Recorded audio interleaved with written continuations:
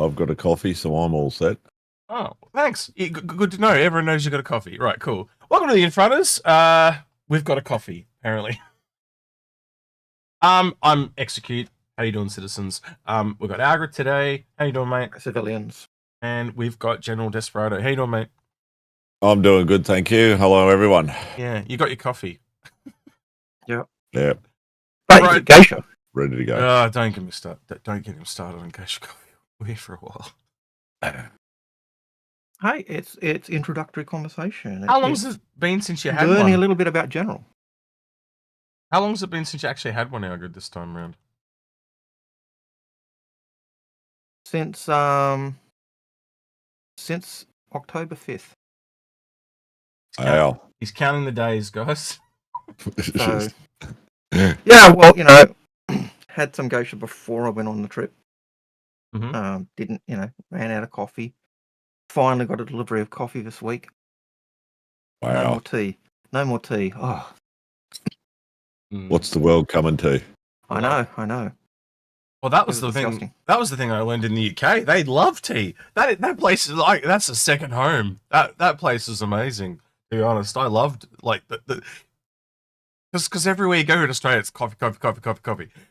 Yeah, it was tea. I was loving it. Tea's not bad.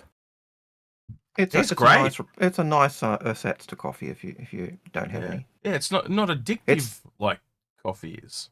You have the same crack feeling. Just what do you mean? I don't get the shakes from making coffee. No, I don't get the shakes. I just get the headache. Oh dear, here we go. Yeah. All right, so let's talk about a few things, right? So first, came off the rank will obviously be 4.0, very imminent. So I was saying to Jen, I think only yesterday, a big telltale sign for me is they're starting to put in things that don't matter. So the first thing I noticed was all the load screens went in for Pyro. That's a real telltale sign to me that there is polishing being done, which tells me, well, besides the obvious, right, of how well it's starting to run, that the release is imminent. And we kind of know that they're going to do that anyway, because they always release something just before they go on break. So, we could expect it obviously within the next, 7 days at the very latest type of thing. I think the other one is the fact that you see the PTU opening up to more waves or more levels. So it's always Agreed. a good sign when you see that. You know that they're getting ready for that release because it's being open to more and more people. And also, it's a bit weird though. We haven't really seen the Evo open like a PTU type of thing. Like they're clearly pushing the numbers and looking in chat. How do I put this? You can tell there's more people in chat because it flows faster. Because it's essentially 4 servers worth of chat in one now. Have you guys noticed that? Like it just moves heaps faster now. It feels more like a YouTube chat than the usual general. But anyway. Yeah, I think so. But they did, and they made a big jump from the wave 2 to wave 4. So it was just boom. We're a week out from Christmas, so we're not that far out. So no, I've had people asking me about. I think the other thing we can talk about is the Mirai Guardian. My thoughts on that. I think the initial thought would be it's a fighter, so don't worry or bother. But I think a lot of people are going to jump on it because it looks different. I do think Mirai. I said this to Algared a few times now. I think Mirai is going to be my type of manufacturer. It's like I like the fact that it's that kind of hybrid alien human thing. That it's something that's always appealed to me in sci-fi. And there's just something about how it looks really modern sci-fi. I don't know how else to explain that. Like it looks high tech, super high tech is how I'd kind of call it. Yeah. It's the complementary opposite of Asperia. Because Asperia is the same thing. It is actually that melding of human tech and alien tech, but they go more to try and give that look of being the alien ship still, or the alien culture, but it's still, you've still got the human tech in there where it fails. Whereas Mirai is reproduction over merging. Yeah, and Mirai is that merging and complementary aspect rather than the for me, I like the look of it. The aesthetics is nice. Yep. Not necessarily the ship itself, something that I would go for, but it does have a good look to it. Yeah, the mirror do have a nice. They do have a nice aesthetic. Mm. The thing that would be interesting with the Guardian is, and I haven't looked at the mine stats or other stuff, is whether it's a heavy fighter with an that interior and space more like a Vanguard. Looking like it's got 2 size 5s. Yeah. So it's definitely in the heavy fighter terrain. But if it's got that interior, it raises it up in that level of people wanting to play because it's got that multiple crew, etc., etc. So. Just real quick, guys, make sure you get your questions in because we haven't got a single. Well, the bot says it's running, but I haven't got a single question coming. Wait, I'll do a test. Hang on. And there should be at least one because I can see one on YouTube. Oh no, it didn't say question. It's just got a question mark. It's working. No, it's working. Yeah. I just tested it on YouTube. Algared's peaking. The Shinobi trip. He's always peaking. He's a bit of a duck. He's a bit of a peking duck. That's just that's what old. We should just start call it ducking. You're ducking. You're ducking. Stop quacking. Right. There's an audience glitch. Right. Poor fella. Okay, so apparently I'm peeking on YouTube. But yeah, I have with my go of 4.0 so far. Like last night, it ran great for the majority of it until we tried to do a jump, and then that was it. It went. You had 3 people though in a Polaris though too at the time I was watching. Because I jumped earlier in an Intrepid and I didn't have any trouble. I went forwards and back. I told you. I said I went through the jump point and back, no issue. And I'm going to be honest with you, the jump point is getting, what do I call it, more and more refined. Like just in the last couple of weeks, it's gone from essentially what was a tunnel to a color changing tunnel with all these effects and music and all this stuff has been added. And just that's how I know it's happening because it's all polish based. It's like they're beyond the performance. Now they're getting all the bells and whistles on.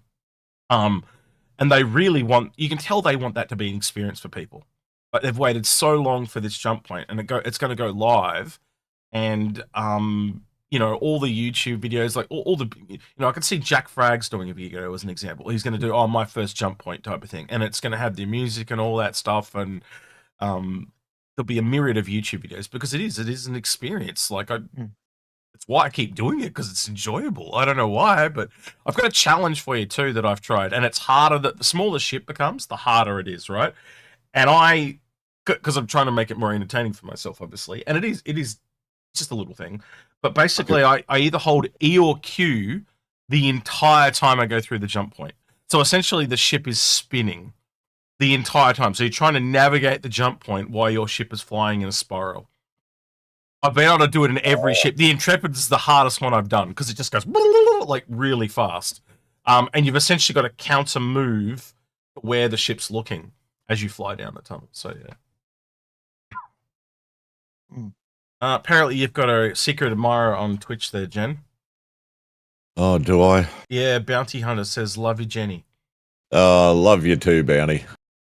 Love you too, buddy.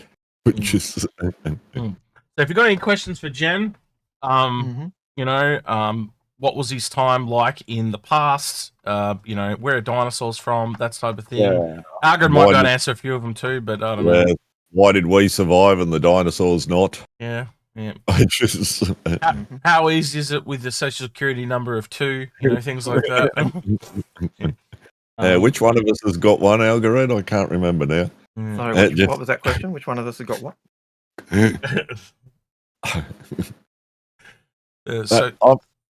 Because somebody said about the F8 skins, the best in shows. Actually, we can talk about that too. Actually, because they got applied, didn't they? And I'm not a fan of the color, honestly. Me either. But I will say it is definitely more metallic than it was. So I was looking at this just before we started the show, but they've just applied the best in show stuff. Yeah. Oh, we're gonna do that thing too. Shit, we're gonna do the pentagram from last week. Shit, that's right. I'll have to do that. I didn't organise that, but that's okay. We can do it a bit later. We don't need to rush that. No. But trying to do it live is a pain in the ass. I should have done it beforehand. because you got to find someone that's a subscriber and they're on the list and all that type of thing. So yeah, it's a pain. You can do it in background, and General and I can talk. That's okay. That's what I'll do, I reckon. At the time. But yes, good you remembered, because I had forgotten as well. Yeah, I'm sure our audience would have reminded us. Yes, had we forgotten. Right at the end, they said, "What about the giveaway?" We'd have gone, "What giveaway?" Yeah, that's true. All right, I'll do that in the background. Right, do you want to take a question real quick, Algared? We don't have many there, but if you want to do one while I'm doing this, that'd be great. A question, any question. Yeah. No, I just Okay, Socially Confused has a question for us. They say, with 4.0 coming soon, how rough do you think the patch will be? Would you recommend waiting to play it until after the inevitable hotfix? I don't think a lot of people are going to wait. I'm going to be honest with you. And no I one think ever does. It's been a really long wait, let's be honest. It's been quite grindy. I do feel sorry for those people that had to wait this long. I don't know how else to phrase that, but it's been I don't know how else to put it. Yeah, go ahead.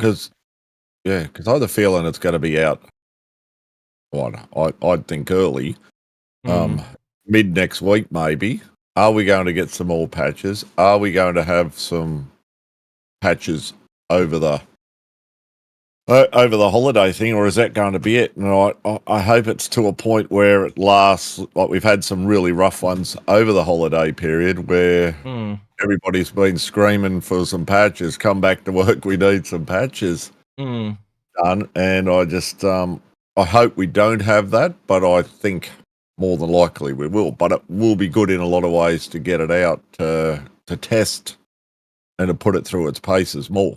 Yeah, and that's the thing I'm noticing. There's a lot of content creators saying hold off and all this type of thing but they've run out of people that are just not going in there to test it enough. That's the thing. They've got to the point where they need to chuck it into a proper live environment, and that's when the more issues are going to rise. So yeah, they're going to be issues, 100%, right?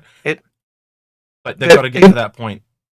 Even though they've changed the way they do the PTU and I think made it better in terms of being able to get people to test, they've still got the same problem they used to have. They could, in the past, they could open up to everybody, run it in the PTU, and people still weren't going to test it. And so eventually you get to the point where, as you just said, you've got to put it live to get that massive testing, so you can actually find out where the actual problems are. And it's always that yin and yang of when to put it out. Yeah. But I think you're right. If they can get more people into the testing environment now, so if you've got access to PTU... They're damned if they do, damned if they don't, anyway. So, but if you are someone who has access to PTU now, get in and test it. Give that massive stuff that will break the server so that they can actually see where the problems are, because that will actually help make it smoother and nicer when it actually goes to live. Yeah, and it's and if people will scream, hold it off, but so they'll hold it off, and then they go, well, why didn't you release it? It is a catch-22, and I'd prefer to have it out there, get more feedback, see what's going on, more chance to fix it down the track. Well, that's the thing. Every year that this kind of happens is they just don't have enough people to test, and then you also have people complaining that it comes out buggy. Well, that's just kind of how it is, isn't it? So, like you said, rock in a hard place. Now, so far I've drawn 2 people. Neither of them are shown as subscribers. So this is why I don't usually do this live, because I've got to sit here and keep drawing people until someone shows up as a winner, because otherwise they're a winner and they're not actually a subscriber. And then so I'm up to 3 people so far. Okay. Well, you just keep going until you get one. That's okay. Yeah, that's like trying to give away Game Touch Controller iOS codes. Yeah. Yep. So Feral has a question. Any guess on what new ships we will get during Invictus? So that is literally a guess. I think it would, well, as always, Algared, I'd say they're probably military related, wouldn't you? I kind of sit there and look at it, and this is again hopium type of thing, but I'd hope we get that military construction vehicle. knowing base building's a thing. Yeah. And then I'd probably just the TAC. I think the TAC would probably come along around then. The Starlance attack. I could also see the Perseus possibly as being an option. God, I think that would be early. I think that would be really early. Well, they were working on the Perseus and the Polaris kind of at the same time, so there was a lot of shared language between them. So it's possible, and again, it's a bit of hopium.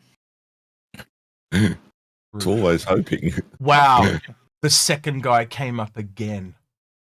Oh no! What are the chances? Wow. It's a shame he's not a subscriber. Yeah, it's crazy. Well, I think with major updates too, like there's a question there about wipes. That major updates, there's always going to be a wipe. Yep. Always going to be, and there always needs to be, and unfortunately, there always needs to be wipes too. At some point, as much as they don't want to. Yep.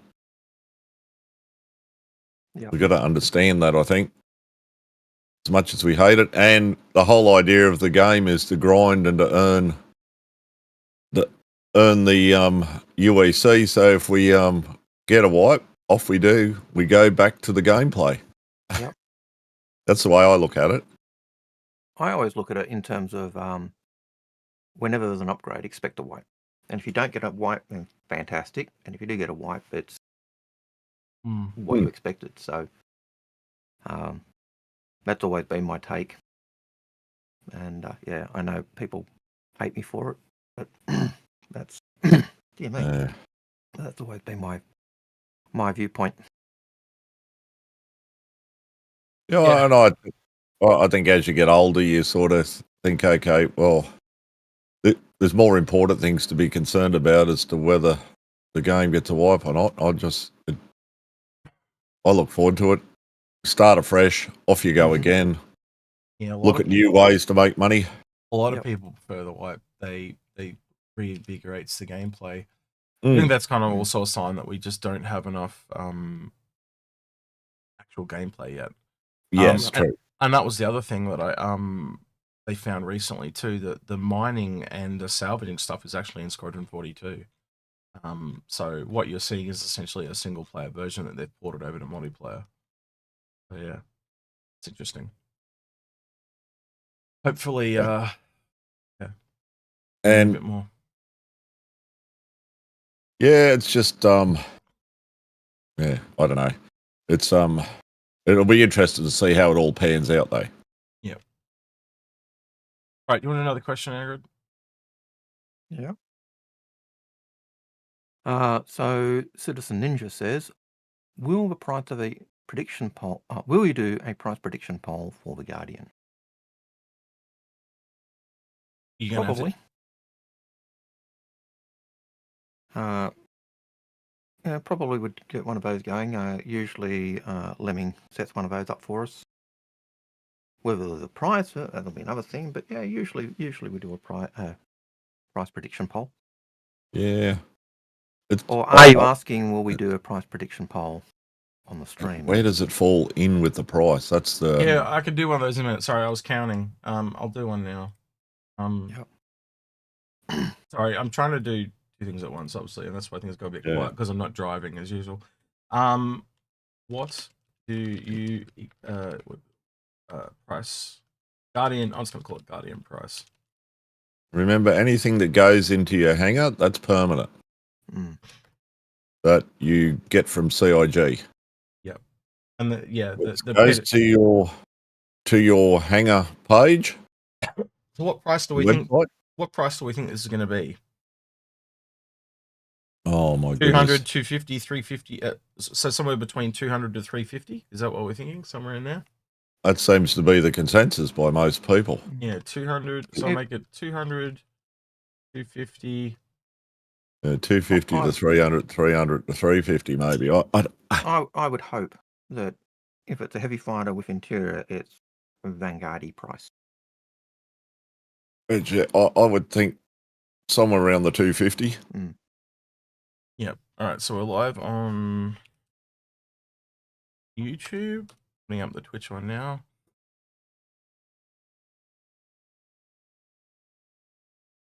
What we think or we'd like.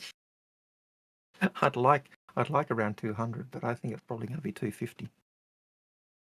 I don't know. Are they slowly learning that overpricing the fuck out of things is not helping? But yeah, like we saw some things during IAE that looked really desperate for cash. Let's just gonna put it that way. Like the Intrepid skin for no reason. But I think all businesses at some stage fall into that, don't they? Where they sometimes think if we can creep it up a little bit, we can make a bit more money, but in the long run, they don't. It's a hard one because I think like there's that sense where they do want more money, and that makes perfect sense. And they want the ships to sell well, but in the same regard, if they really need money, they could, release more of the limited ships, the Idris or the ships that everyone wants because they sell. So, and so yes, it looks like they want after more money, and yet on the other side, there is that sense where they clearly weren't really pushing and saying, "Oh, we need more money, we've got to get more," because they weren't selling. They didn't release an extra batch of Javelin or Idris or. But then you get the same thing. You get people going, CIG's going broke. So they've got to make money somehow, and it's just. But anything that they do to try and make money, people carry on. It's a cash grab. But then you get the other side of it. So it is a tricky balancing act. I don't think they've got there yet, but it's still a tricky balancing act to get right. But one of the reasons why people keep saying they're losing money or they're going broke is because they haven't broken last year's income. That's irrelevant. Yeah. We've got to get it out of their head. It doesn't matter whether they may make more money this year than they did last year or the year before or whatever. What matters is whether they make enough to pay their bills. If they only make $1 million profit as opposed to last year where it was, 2 million or 5 million over what they needed to pay, it's irrelevant. As long as they're paying their bills, that's all they ever cared about. Yeah, exactly. But we've got it in our stupid heads that, oh no, they didn't break last year's record, therefore they're going broke. It's insane. It's stupid. So the winner of the Peregrine is actually Bowler. He actually won it. So I've just let him know via message in chat because he's actually here. Rigged, right? What do you mean it's rigged? This is not General Desperado's Twitch channel. It's not rigged. Sorry. Don't do it that way. Yeah, so just reach out to me via Discord, mate, and I'll get that sent off to you ASAP. Either before or after stream or whenever, and I'll get round to it. It's interesting that Bowler wins the Peregrine because the very next question is Bowler's question. So I do question the price of the Guardian though. I'm sitting on a medical terrapin and I'm scared it will be 250 or less. It's not a question, it's just a statement. But hey, I'll read it anyway. Finish reading it. But he's scared it'll be 250 or less and stuff up his CCU to a Starlancer. Yeah, that's possible. Live in hope, like the rest of us. Well, okay, so currently right now it looks like people are thinking around 250. 50% of the votes on almost, so it's 53 on YouTube and on Twitch, say 50%. I'll end it on YouTube and I'll just give you the numbers, but there's only 4 people on Twitch that have voted. So there's a lot of people watching but not voting. That's okay. So yeah, 52 votes in total. Clearly 250 is that's pretty much what you're thinking, Algared, around that heavy fighter price. So that's exactly where the Scorpius is. The Vanguard series is spread out across that area. There is also 2 of them coming. That's the other thing. There's the Guardian and the Guardian Quai. And from what we can tell, it looks like the Quai just has one size 5, but it also has a QED. So that's going to work. Nice to see you, Pete, by the way. Pete's having a go at us because we're all Aussies. Yes, this is the convict stream. You're welcome, Pete. Yeah. Hey, you're the only convict. G'day, mate. Unless General Desperado's got convict links, but I'm do you have any links to the First Fleet at all, Jen, or not? I've haven't actually looked into it. I probably do. Yeah, Probably so do. I am a first fleeter. In fact, there was a boat of convicts that went aboard in Tasmania. My descendant was one of the first 14 to even set foot on Tasmania. So not only is what he's saying, not only is Execute a criminal, he's actually one of the worst criminals, because the worst criminals are the ones sent down to Port Moresby. Yes. This is what happens if you're one of Algared students. You are guilty by association. You sat next to Fred. Fred's an asshole, so therefore you're an asshole. That's how it works. No, I didn't say that at all. You're the No, one that's what you implied. That's what you said you're a first fleeter, which therefore means you're a convict. Hey, it's been 200 years. I think we're a little bit reformed. Just a tad, since of the great grandfather and all, It's still a work in progress, but we'll get there. Yeah, Execute Space Pirate, people are saying, yes. I, on the other hand, am a...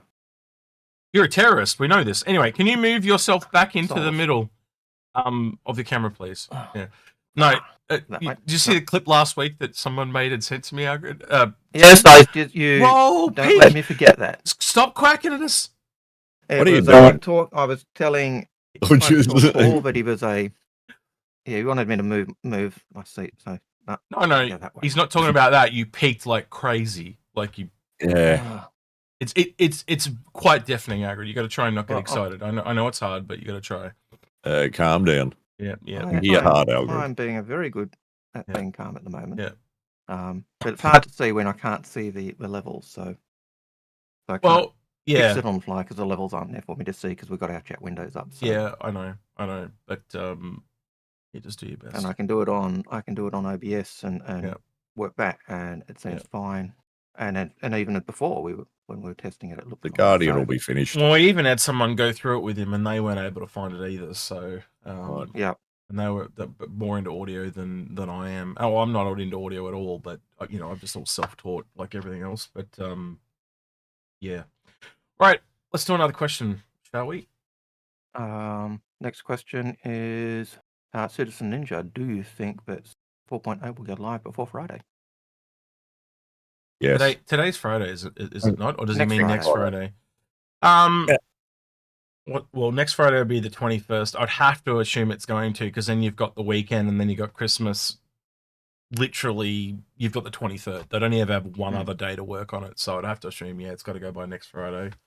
Well, I would hope Wednesday to give them another couple of days to do a quick patch or two if need be, because we've been having a lot of patches. I would have even hoped today, believe it or not, because then that would have given them all next week to iron some stuff out. I think that's the other thing is those of us that have been here for long enough would say that it's some of the worst things is when they just dump a patch and leave, because then there's like one or two people that are coming over Christmas trying to fix this big laggy problem that's obviously never going to get fixed.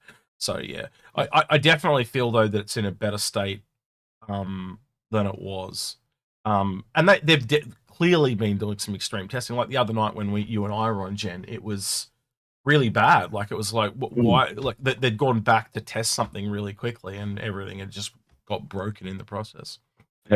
Yeah, true. Yeah. But like we had 500 on last night, so it's getting there, and that probably goes. There's another question there about the challenges SC's got, and that's part of the challenges is the number of people per shard server, etc. Yes, no, I agree with that. Yes, and obviously the server meshing and all that into that, and it's definitely improved over the time we've been testing it. You can see that. So yeah, well, it's getting there. How long have we been testing now? Pretty much since CitizenCon, so it's like it's been a couple of months. So yeah, I think it's been a really interesting year from like a hindsight thing. I know the year's not over, but like the way CitizenCon went this year compared to last year, like CitizenCon had so much hype last year. It was like everyone was on this adrenaline. We walked into AIE and we're like, CIG, take my money type of thing. And then this year, it's kind of like, nah, I don't think I'll spend anything. Like it's almost like the information came out and it was this harsh realization. And I don't think it's one thing. We've talked about this before, haven't we, Algared? But like is it people just had this realization that they've got too many ships, or they've got too many big ships, or engineering scaring people. There's a whole bunch of things. But I'm going to be honest, at the same time, the Polaris also came out and kind of said, but multi-crew is really fun. Yep. So it's just been a really weird year. Is it too that people have gone now with the base building, all that kind of thing? Is it, hang on a minute, I need to change direction a little bit. So now they've held back a little bit to say, well, okay, how am I going to get to where I think I should be now? I think it's a combination of a lot of things. No, I'd agree. I do think it is a combination of a lot of things as to why people are a little bit reticent to add more cash. In some cases, it's just because they're only 10 million down or something, so it's not like it's huge money. It's only 10 million down on beating last year's sales, and that's like I said, it's irrelevant as long as is it 20 million above what it costs? That's the more important. That's right. Is it 10 or 20 million or 50 million or 10 or 1 million above what they need to pay their bills? And that's the bottom line. That's all that matters. Not whether we beat last year's insane amounts, just whether they're paying the bills, and that's all that counts. I don't as long as CRG are doing that, it doesn't matter. Do you think it's actually attainable to think that people can just keep like it's like the stock exchange and stuff like that? Things just can't keep going up and up and up because they burst. Yeah. Like this is what we're essentially talking about. Like, what are we at here? Like, it's not even 8%, or it says it's down. It's about 8%. But we're 11 million to 108. We're literally talking 9 million, and the year's not over, and the Guardian's going to drop. And the green bar looks bigger than it was in the last couple of years. So. But again, that's how you know Citizen comes with. I said this last week too. Like, it clearly is smaller, the blue bar, and the red bar's clearly smaller as well. So they just didn't sell as much as they normally do. But then this is the other interesting thing: Invictus is larger than IAE for the first time ever. That's really weird. Like, generally, it's been a weird ass year. But again, like, we look at those figures and we're just talking profit all the time. We're looking at it and saying, they made more money, they made more money. But we've got to get it out of our head. And I've said it 3 or 4 times. Yeah. All that matters is whether they're paying the bills. And I'm not hearing them give the indications that they're not making budget. Everything says they are. They're still employing staff. They're still looking for people. We do know they're streamlining areas in the company to centralize more, because they did find that being on opposite sides of the world really made it difficult to solve problems, because you get a problem and then you message people on the other side, and by the time they're able to get back to you, you've already solved it, or you've moved on to something else that was. And that triggers people as well when they start moving people around, or get this department gets nullified, so we have the department somewhere else, and people, they're sacking all these people, they're going broke, well, again, it's those negative articles, like, and you go in and read the article, it's like 12 people. That's like the cost of doing business to almost any company of that size. Like, it happens. I said last week, I think we had probably the same number of people move on from school, move on to different jobs and stuff, and that was just normal turnover. So that's the time of year, isn't it? Like, it's the end of the year, people move on and rotate out. We've got someone from the ship team here in Twitch chat, so I thought it might be a good time to talk about Save Stanton a bit and give him a bit of feedback. I'm not going to call him out by name, but you guys can. If you guys don't know who it is, I'm sure I can tell you later. But how did you guys find Save Stanton? And let's be honest, the whole thing didn't run the best, but they pulled it off. We had an event, we had a sale and a free fly for the first time ever, all at the same time. And I think it went kind of okay, considering the level of jank that SC normally has. It was that normal jank, but it didn't break. It didn't, completely close down. Completely tank. Yeah. But yeah. No, my frustration was at times the lifts breaking. And so, not being able to do stuff. But in terms of gameplay, it was smooth. I found the constant repetition, complete 4 of this or 6 of this or 5 of this was a bit. Algared, he's literally saying, "Get fucked! I'm going to delete all your ships." Jesus. Wow. Man. Like I think that was the other thing we learned is the ship team's hands are very tied. They need a lot more tools. That was definitely the big thing I learned when we were there. And I'm looking forward to seeing once server meshing kind of hits, just like obviously they've done a lot of if hands are tied, you've obviously done a lot of planning for when your hands are untied. So let me put it this way. I will wait and I'll be patient, but then I'm going to call you on your bullshit if you stuff it up. But I don't think you're going to stuff it up. I think you're going to smash it out of the park, mate. I think you're going to shut everyone up. So let's see how that goes. And problems with things like the lifts has nothing to do with the mission team. So it's just problems with the game and issues that constantly repop up and reappear. I think there was a lot of problems that were just out, like mainly server meshing was most of the stuff that caused. So I had trouble with the cargo one for a while, and I did message him and basically said, this is really difficult. But once someone showed me the loopholes where you essentially just do the same mission, so essentially you grab 6 times the cargo and just do it once, then why bother? Why not just make it one mission and you're done? Like, that was the other part of it. Like, what again, why make it needlessly complicated where you had to work out where you just had to do the same thing 6 times? It kind of made it a little silly. I reckon that would have been the better way to go. Just have 3 separate missions. But the problem was every time I'd be unlogging the cargo and the server would server error or something like that, and that would kill the mission. So it made me take longer because then I'd go from station to station and dock the ship and thing it so it saved everything, things like that. So yes, thanks, Pete. I love you long time. He's going to get wrecked. But I got there in the end. It took me 4.5 hours to do the first one because it was just so complicated. But then I literally in 2 hours did the last 5, things like that. So I won't let you talk. What do you mean, Jen? I'll let you talk.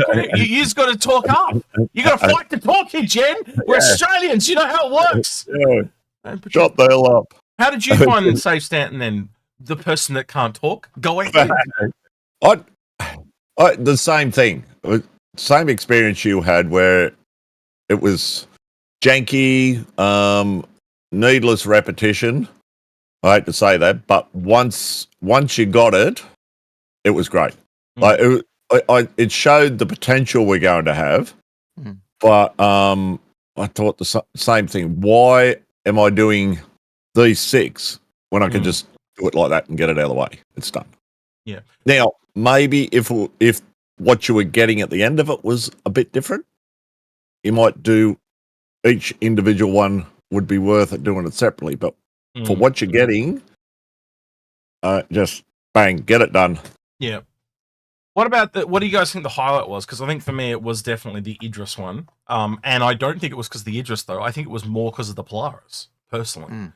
I am looking to see an evil Polaris eventually, so to speak, or just a Polaris that we get to attack. Obviously, it wasn't finished in time for the mission team to work on. I'm sure the mission team's already on that. They're like, oh, cool, we've got another ship to work with. But yeah, I'm interested to see what it's like for when we've got to take down a Polaris as well. Like, what are those torpedoes like when they're coming back at us and things like that? Yeah, it was certainly with Idris, it was really nice to go up against the Idris and fight the Idris. It was also nice to see the Idris was a tough nut to crack, which was something which in the past was, we just killed an Idris with. PDS has really changed. Like, they've changed warfare forever, haven't they, so to speak, or combat forever. But they're a really great addition. And they're, I think the weird thing is, like, it just shows you how valuable torpedoes can be, but you've also got to use them sparingly. Like, you can't just, like, they're just not like an I win button, because there were, like, I don't know about you guys, but there were times where as soon as they came out of the tubes, they literally detonated, and like they can actually stuff your own ship up if you don't use them at the right time. So there's a learning curve there that we're gonna. Well, I know I've got to get used to, but I'm assuming I'm not the only one that had that issue. Was learning how to use them at the right time. Because you, like you said, Algared, you got to use them to get the shields down. You got to use them to actually kill the ship. So you got to learn when to fire them, and I'm definitely not used to that yet. It's gonna be interesting. Yeah, it will take a while for us to get used to that. But yeah, it was. I quite enjoyed that one. I didn't actually finish the save Stanton due to time and other commitments, but those I did, I enjoyed.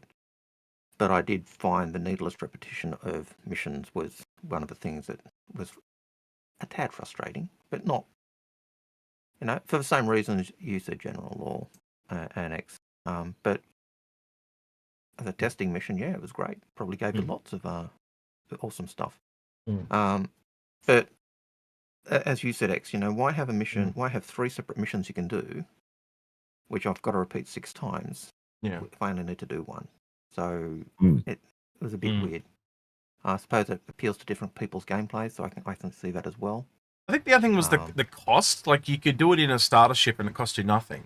But as soon as you went into a bigger ship, you just had these bigger cargo amounts that you had to pay for, but you didn't. So why couldn't you just do it in one big ship and do it once, or do it 6 times in a smaller ship? That would have made more sense as well. Yeah. Like scale it to fit the ship you're doing it in things. But then they would have gone, but then that's unfair for people in smaller ships. So I can see where they're going there. But why would you ever bother with the bigger ones? Even scale the rewards and the payment based on the ship. So I think that was still a given, but like I think one of the missions that I lost the cargo on, it was like 120,000 worth of cargo just gone because of a server error, and it's like. But in terms of the payment for the mission, like you do a mission on a small ship and you get a full payment. You do it on a large ship where you're splitting the fee with your crew, and then you're not even making enough on the mission to cover the cost of a ship. So the cost for doing the mission needs to scale, I think, with the ships as well. But yeah, that's just my thought. But then again, it's all balance anyway, isn't it? And balance will come at a later time. And we're still not there. No, that's right. Cargo is an interesting one to look at, though, because you can see the other things coming down the pipe.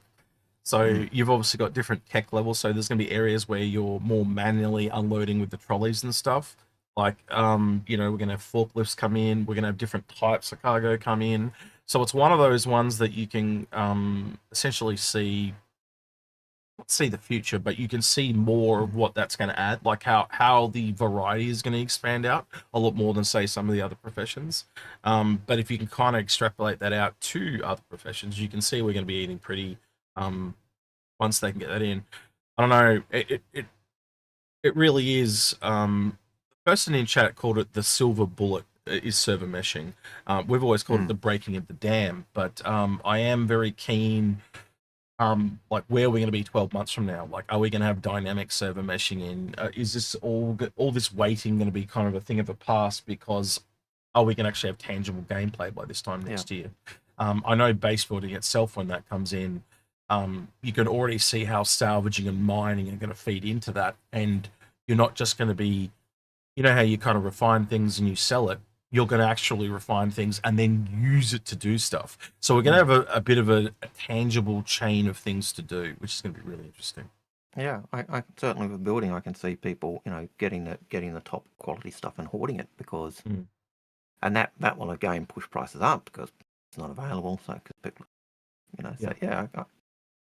I can see a whole host of changes coming just because crafting and server meshing all kind of meld and blend and. But yeah, it'll be interesting to see how that changes the missions and what they can do once they do get server meshing in. So, another question or another thought related to release. Ask Jen his thoughts first, because Jen hasn't had a chance to really speak on it. So, Jen, did you want to talk about what we just went over? No, not really. Oh, see? I'm going to give you a chance to talk and you don't want to talk. Right, okay, I don't see how it is. No, I don't want to say anything now. No, but you really don't want to talk about, like, the future and where, like where you think things are going? Like, are you more hopeful, or do you not look into the future so much?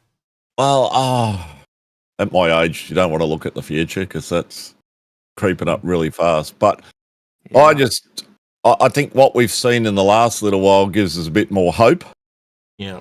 For what's coming. Now, how quickly more of that can come, that's another story. Yeah, that's true. And as you're getting into your twilight years, you want things to be faster and faster. Well, you retired recently, didn't you? Yes, I did. Yeah. 5 weeks ago. That's how recent. But you want things to happen quicker. No, I haven't, Tomo. But do you want? Is it going to get to the point where you can say that it's a lot more fleshed out, more systems? Now that Pyro's on its way, when's the next systems, and so forth? So it gives you a bit more hope. And seeing Squadron 42, everything being pushed over to the PU, that's finally been given a release date. All those kinds of things, I think, gives everybody a bit more hope. There's still going to be those that are going, don't care, it's a scam, it's not happening, whatever. But you ain't going to get that. And I think you've got to, well, for me, you focus on what's important. And if you're having fun, it doesn't matter. Yep. Still having fun in it, and it's still frustrating at times. I don't think any of us would be here, Jen, if we weren't having fun, mate. Yeah, exactly. But again, you can tell the hype for AIE is starting to die down a bit now. Like we get a lot more new people coming along. That peak has passed, so you can kind of tell, and it goes back to the more regular people. And I know you'd have the same thing where you'd see people in your chat that you haven't seen for 6 months. They only pop up at those peak times. It's the same. It's the same here. Like there's people that have already disappeared. Yeah, and I get that as well, because it's not for everybody to keep playing something that causes them grief. It's worth going away. If you're not having fun, go away for a while. That's what I always tell them. It's you don't want it to get to the point where it pisses you off that you want to just sell your account. Sorry, this guy from CIG was spamming and the bot just nuked his whole thing. What did it do? That'll learn you. He's been timed out. That's fucking funny as hell. That'll learn you. Yeah, and I think if you're not having fun, just he was giving away the pot lines of Squadron 42. It just nuked him. No, it nuked him because he was telling us the release date. Yeah. He wanted to type in caps, and because he typed in caps, and oh well, yeah, funny. Yeah, that's laughable. So I think we have to do a bit of a sad thing here. So apparently Jared's dad has passed away. I've been sent a message by a few people. So yeah, really? Sorry to hear that, Jared. If you're watching, I can't imagine what it's like to live one's parents. I've lost grandparents, but parents is a very different case, I think. It is. But yeah, sorry to hear that, mate. And I hope you, my condolences are with you. Well, he actually says in the post he doesn't want condolences. So yeah, go out and have a party, Jared, because that's what I hope when I pass, that you guys have a massive party. Like, oh, it's gone. Yeah. If I'm still around, we will. Yeah. Aren't we, Algared? Yeah, if I'm still around. Which is that's so sad. That's so sad, though. But yeah. I know. Well, I've been to a few different funerals, right? And the better funerals are the ones where they have a massive party afterwards, because it literally is a celebration of the person's life. So that's how I want to kind of go out. I want to, I've been to ones where everyone's just sitting around and crying, but then I've been to ones where people get absolutely blind ass drunk. They gamble and have a bunch of party or however they have a good time. And I think that's the better way to go out, to be honest. Like go out like they lived, like celebrate their life. And that's how I'd like people to go out. For me. Anyway. All right. I want to take another question, please, Algared. So Starlight had a question related to 3.0 and 4.0. So they're comparing 3.0 release to the 4.0 release. What would you predict with this launch as far as features, bug fixes, adding mechanics to the game, how much larger than before, etc., etc., etc. So what are your thoughts, general? Oh, jeez. Well, obviously 4.0 is bigger, isn't it? No, it's added more features to the game, as we like to call them. I don't know. Sorry, what was the question? I was replying to someone. Compare 3.0 to difference 4.0. between 3.0 and 4. How will it be with the features, the bug fixes, adding mechanics? It's a whole nother level because of the server meshing, right? Once you go into multiple servers, you essentially multiply your issues and stuff. In a lot of way, it's going to get worse before it gets better. You know, but I'm going to be honest. I'm surprised how well it actually is working. Right? It is only static for now, but essentially you're going from 4 statically placed servers. Well, you guys would have seen it yourselves where the people going, "Oh, the server's dying," and then I'm going, "It's totally fine," because you're on another server. It's going to be a teething issue, but like you can already tell if they can go from that static thing to the dynamically moving thing, they're on a winner, right? They can literally make what they've been planning to make all this time, and if they pull it off, it's going to change the face of gaming because other companies will emulate it and it'll trickle down into other games. And we're already seeing that with other tech that CIG have done, like their multi-layered texturing tech that they have in the ships. You know, that people have left CIG and taken that knowledge with them and shared it with people. I do need to interrupt because Billionaire Ninja is raiding us, so thank you for that raid, Billionaire. Oh, thank you, Billionaire. Didn't see that. Thank you. So right. Good to see you, mate. Hope you're doing well. Welcome, Raiders. Yeah. But yeah, I think you're right. It's that server meshing aspect really does change the game. It enables, that's what enables, you know, the jump points. It enables the new system, like the new solar system. That in itself is massive. And getting it to that sweet spot of numbers where everything works together then. Yeah. So yes, expect when it goes live, there will be problems because as you know, often PTU, it's running beautiful, it's running smooth, it's running fantastic. Second it goes to live, it feels like a break. And it really is just that mass of people that suddenly are playing as opposed to the PTU. And again, so I'll say, if you've got access to PTU, get in there and give it a test. And see what it's like. Let's get some more questions in too, people. We're thin on questions this week. I think everyone's had their questions answered. Maybe we've run out, Algared. Maybe we'll have to stop doing these streams. Yeah. You heard it here first. But yeah, if you've got a question, get us one in because there's only 5-6 questions there left. So if you want to get one answered, now's a good time. Don't forget, chuck in the word question anywhere while you're doing it, and the bot will pick it up. You don't have to put it in brackets, just the word question, and the bot will grab it.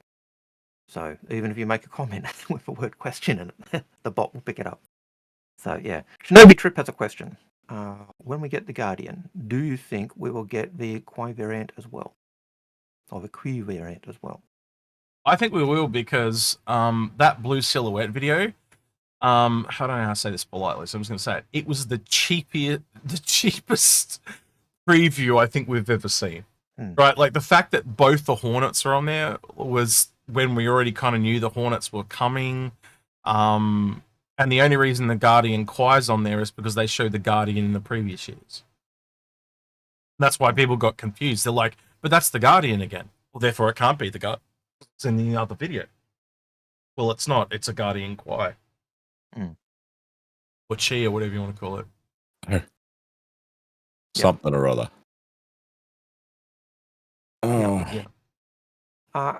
Karmic Catastrophe says, with the Vulcan being shown in the Holo game, what do you think the chances are we will see them bring it anytime soon?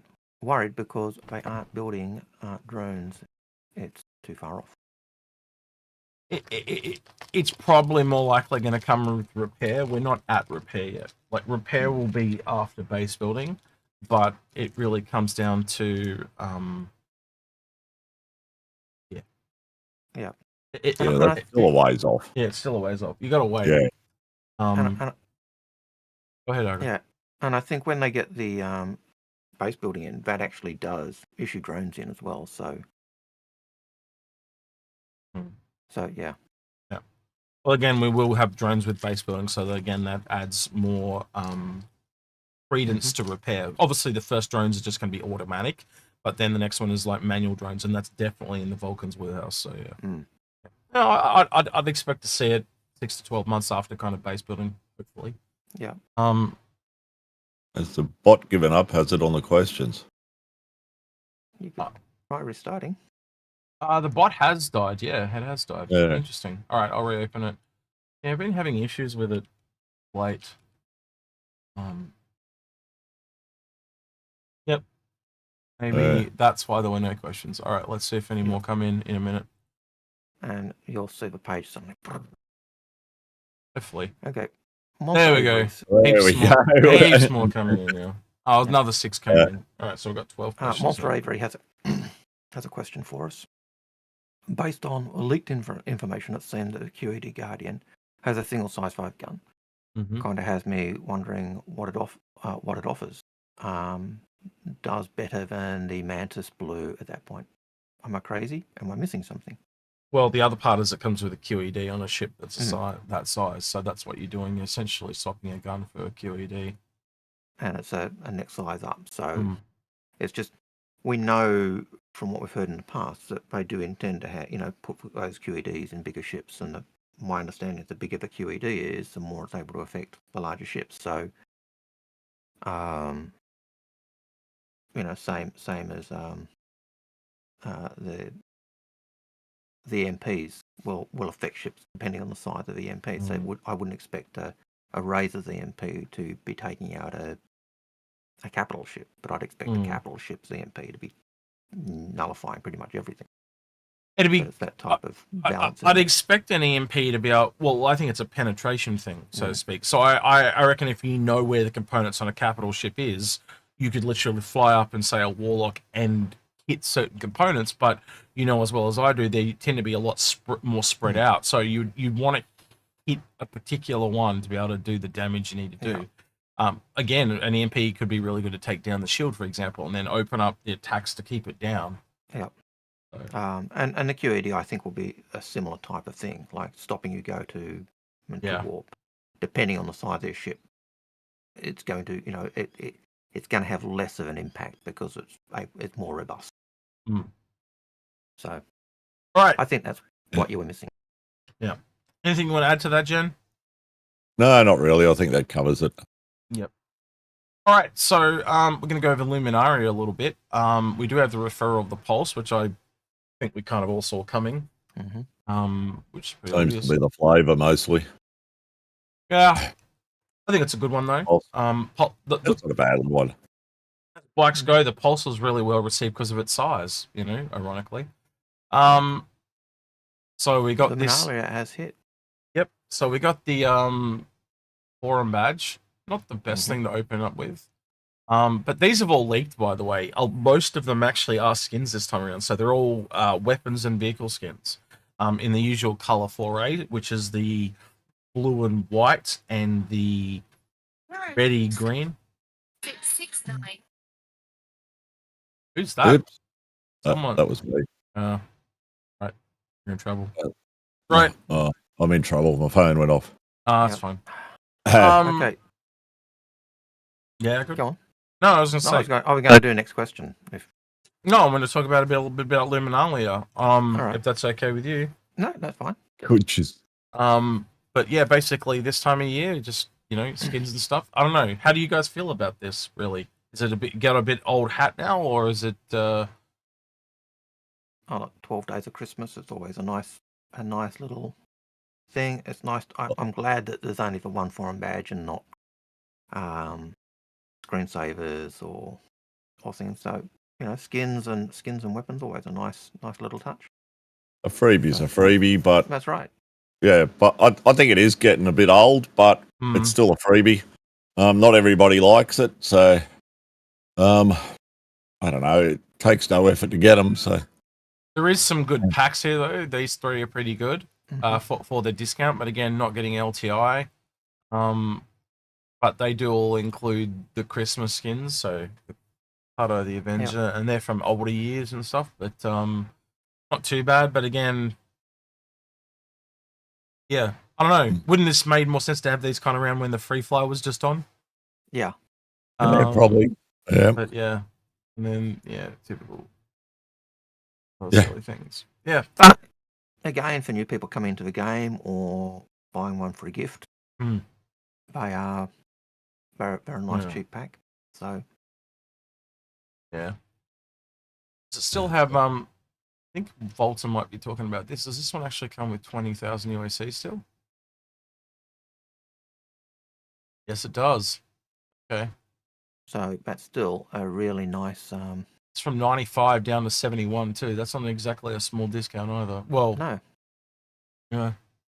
Well, you consider it in the market at the moment to get 20,000 UEC, you'd actually pay $20.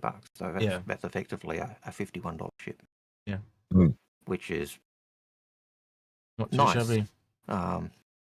Do I expect 20,000 UEC to still be $20 down the track? Probably not. But the ship has grown on me. It was when the first cargo missions dropped, it was very noticeably it had a boon, because it was really easy to load things off and on it. And but again, that'll all improve in time as the tractor beams improve as well. Yeah. I'm still not a fan of a Nomad in terms of look. But it's it is a Ute, and what's not to love about a Ute? But it's still not my favourite ship. G'day, Ender. Good to see you, mate. Hope you're doing well. But the whole Hobbit thing, I'm not a fan of that either. So the Hobbit thing, sorry? The hover. Oh, the hover. Hover. Yeah, Hobbit, not Hobbit. How do you mix up hover with feet? Like, I don't. But anyway, right. Yeah. Because it doesn't have landing gear. Yeah. Yeah. So, yeah, I did like that. Remember the one little video we had where you could actually see landing gear on it, and there was that kind of, at some point it changed from having landing gear to having that hover technology, and I was disappointed with that. Yeah, so was I. That's the type of thing I'd have expected a Mirai ship to do, not a consolidated outland scumbag horrible company that I hate. Yes, that is the company that I detest in the Star Citizen universe. Morven Drake. The other thing is, you can probably, if you really want LTI, you're probably best just to get the Intrepid pack and just upgrade. Let's be honest. Like, that would be the better way to go. That's still available. Well, that's just how I would do it. But it's probably a good starting point, really, isn't it? Yeah. And if you are looking at upgrading ships, that's certainly the way to go. Well, I've been testing this thing in $65 War Bond, and then just turned it into a Nomad because it's worth more than that. So look, I've been testing this thing, and I think it's going to have its time in the sun. I just think again, if you think about how they were wanting to release this, like they wanted to release 4.0 at CitizenCon, and that's kind of where essentially this one would have been there. That's where this ship shines. It can just jump further. Like, it's jumping almost as far as medium ships can jump.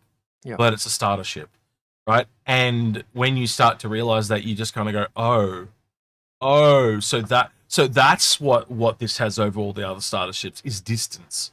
And once you went to factor that in, and the other big one that I'm hearing from people at CIG that they keep talking about to me, and we haven't seen it yet, is once engineering comes online, they keep mentioning the engineering terminal again and again and again. Yeah. So there's something that we just haven't seen yet with engineering where this ship is going to shine over the others. And again, engineering was planned for 4.0. And I think that's the key thing. Like, we know that engineering with 4.0 is a thing. We know that the engineering terminals on all the other ships are a thing. And this is the first starter ship that's got the engineering terminal. So it does raise it up there. So yeah. Yep. Yep. Pete, I'm sure your parents did the same thing with you when they saw you. So he just said, I figured out why the Intrepid looks weird to me. It's that uncanny valley. Apply that to your face, and you got the same thing, Pete. Anyway, you were saying the other question I got is, when the Intrepid first came out, didn't it have 20,000 UEC as well? I think it still does. Or am I misremembering? So no, I think you've got it right. I think it still does come with 20,000. Let me double check.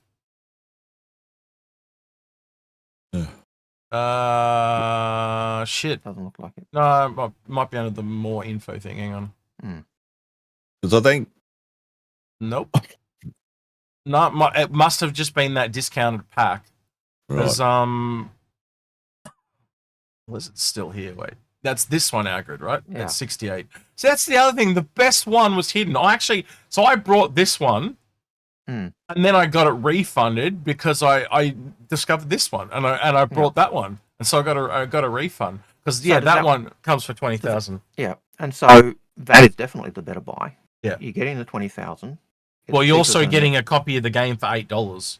Yep, and you're getting, you're getting 20,000, getting a game copy as a cheaper ship. You can upgrade it to any ship you want. So if and you got LTI. if you essentially take $15 off for the game, because that's what they're usually worth, and then another 20, that actually makes that really cheap. That is the one that should be the pack that is 48, 48 and 8. So that'll take down to like $40 or less. That's crazy. Yeah. If you can look at it that way. Yeah, that's insane. Yeah, that is definitely the pack that I think should be front and center. That's the one that I'd be encouraging people to buy as a Christmas gift to people. It's about to go up by another $12. It's going to go back up to 80. So at $80, it's at $80, it's not worth it. But at that discounted price, that's the one to get. Yeah. Well, it puts it back up like the Nomad. Like that, they've again included 20,000 Alpha UEC because they know that it's not as tangible. But in a weird way, you've got to pay more. See, I don't like that. I almost rather you could just buy Alpha UEC yourself. Yeah. Makes it better for more people. Oh, yeah. But yeah. Well, I'm tempted. I'm tempted to pick up a couple of those just to use as gift because that is a good pack.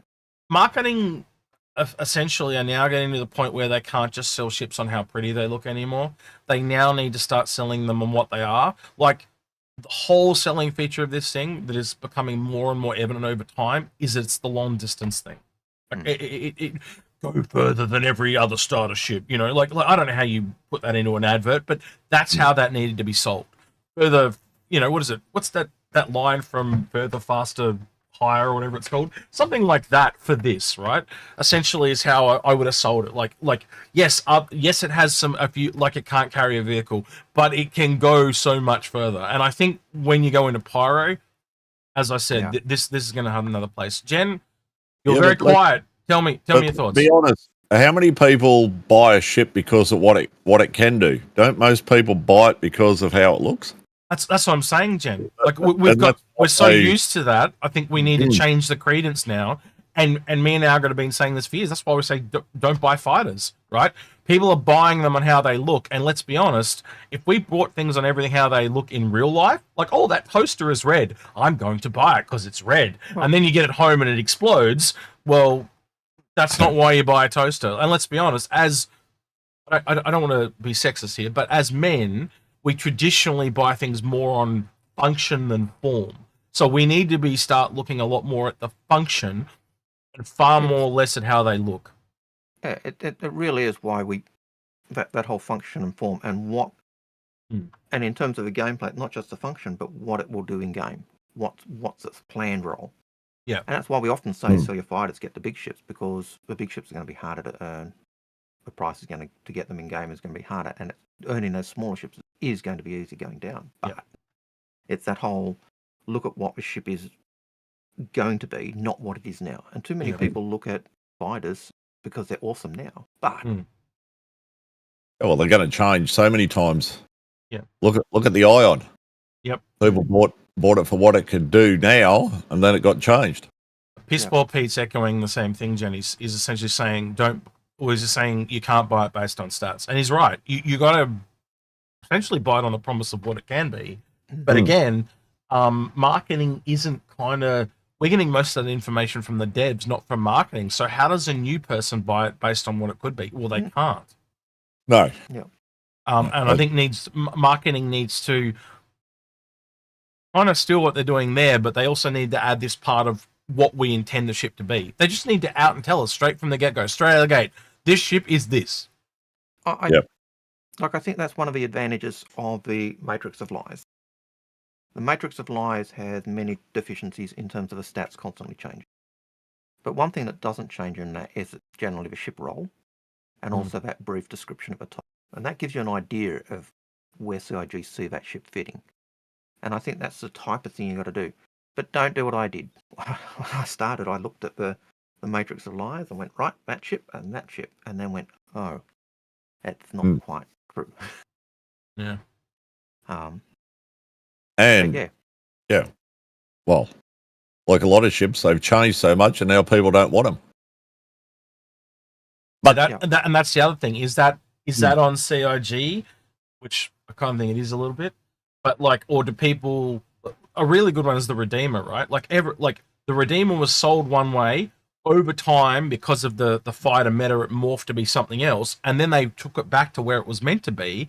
And now they brought out that they clearly went, well, there's room there for what the Redeemer was. Let's make another gunship. And people have like, oh, you've changed all the things so you could make this. And it's like, no, they realized that there was room for 2 ships because of what they'd done.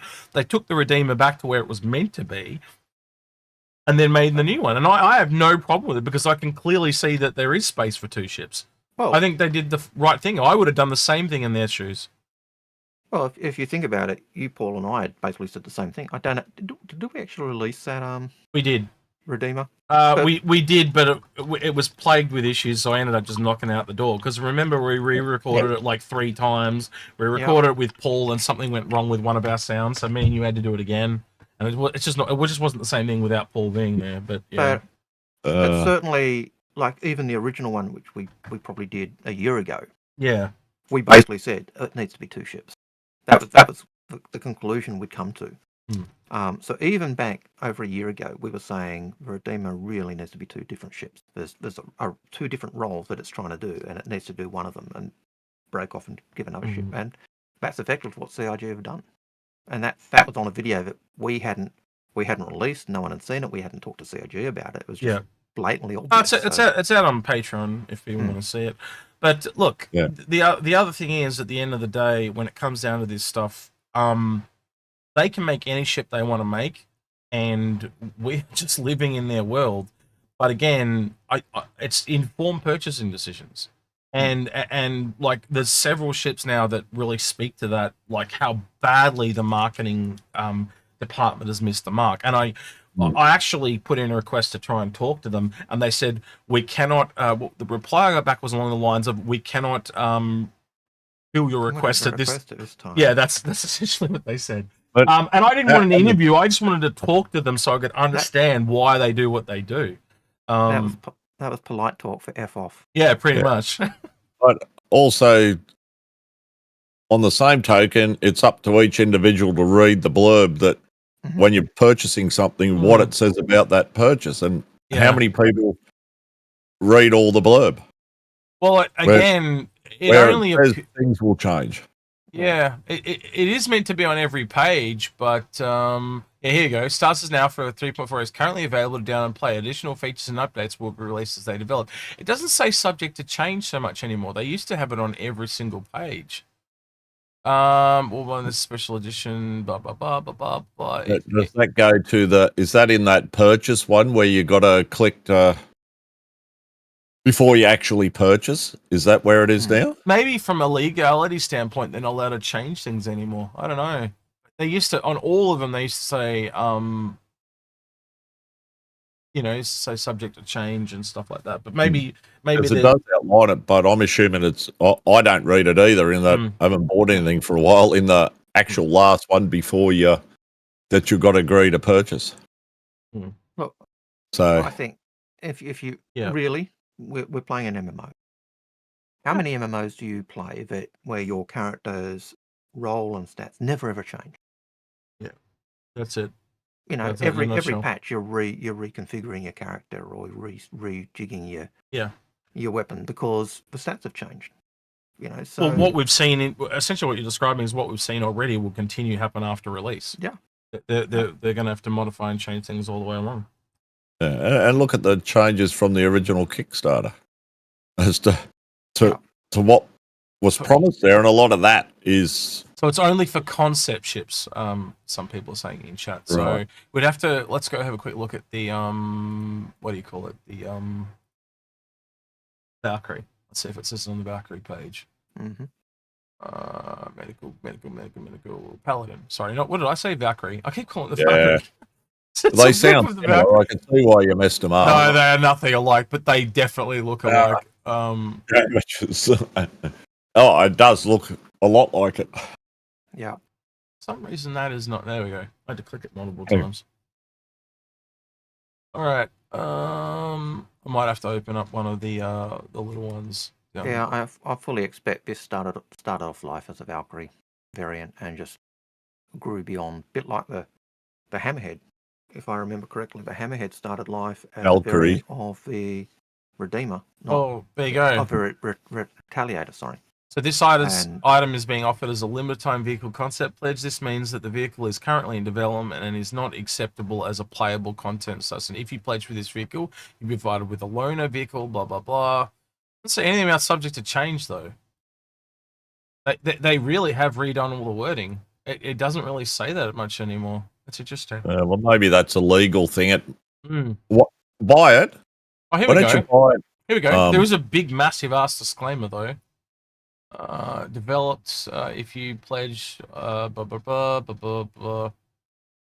Wait, please visit this page. No, that's the loaner. That's the loaner. What's this one? This one, that's the loaner. And that, oh, they're both. Why would you link the same page twice? Anyway. Yeah, it really doesn't. The first one. Yeah, it really doesn't say subject to change anymore. They've kind of removed that wording. Maybe they had to move that for legal reasons. Curious now. Sorry, my wife's going to work. It's all right. Yeah. Yep. So yeah. Yeah, probably because a lot of stuff has changed too, hasn't it? As far as the legal side of things. So Yeah, definitely. So we'll have Yeah, to kind of. It would be interesting to talk to Toast about that, but Yeah, I forgot we had a talk with Toast too. Oh, that was another weird thing when we were there. It's just the number of people that didn't recognize people. oh yeah, Well, I know we've talked about this before, but Jen, you would have got there and because you've been around almost as long as we have, and there'd be someone walk past and me and Algared like, and then there'd be other people like queued up out like waiting to see someone, and they had like someone to me and Algared walk past that we would see as like kind of essentially famous or whatever, how you going? and they had no idea who they were in a crowd of people. It's like, oh my god. yeah. The classic was Brian, wasn't it? Oh, Brian and Sandy blew my mind. Yeah. Like, there was when we first got to CIG, there was like a crowd of 40 people standing outside. Brian Chambers comes through the main doors, goes really wide, and comes out and around, and we just kind of looks at the crowd and goes, "Nah, not going through the that." side door. And we go off to the side, and he comes out the side door to us, and we just asked him a question because we knew him because we've talked to him before, and he got him to take something up to John Crew for us. But it was just really funny that they had no idea who he was, but if they did, they would have been over there talking to him as well. Yeah. We just said, "Hey, Brian," and he stopped and had a nag, and gave him the toilet humour things. he comes across as a nice bloke. Oh, he is. I gotta say, like, I can't say any of the guys we met. When you talk to them, just normal, but none of them came across as horrid. Yeah, Algared's Mike's got some problems, but Yeah, we'll forgive him for now. and no, it's not that it's too far away. It's a handbreadth away from my mouth, as some people were saying. Yeah, Just sorry, blaming tweeters. yeah, something's changed, and he just keeps peaking. I'm just gonna call it quacking from now on. I think peaking, don't quacking. But we did try to balance it beforehand, and it did seem fine. So I can't find where, but Citizen Scott was saying that apparently it's under this terms of service thing, and apparently somewhere in here, in this myriad of legal mumbo jumbo, it's the things that are likely to change. yes. So if someone can tell me where it is, we'll bring it up. But until then, I don't know where it is. And how many of us actually read the terms of service in detail before we click on it? Yeah. All right. Dr. Reanimator has a question. Go for it. Do you guys think that we might finally hear some Crucible and Vulcan news since CIG mentioned repair blueprints and drones on their way to base building? Pissball Pete saying, Algared real quick, he's saying, I bet money that Al's mic is a Discord setting his side, disable automatic gain control. Do you mean he needs to turn it on or off, Pete? Yeah, Pete does know some of this stuff. He is pretty good with it. Mm-hmm. So whatever your gain controller set to, it's under voice and video. Do it the opposite. Turn it off. Well, it should be off. Automatic gain control, yeah, should be off. Mine's off.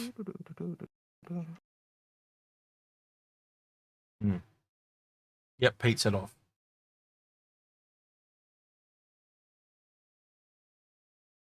Doctor Reanimator, wasn't it?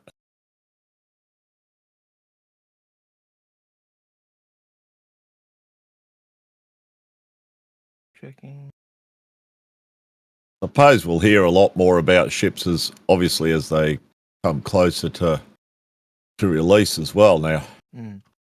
Well, that's the other thing that's really evident if you go back to the Valkyrie, the Paladins, or Valkyrie, get it shot.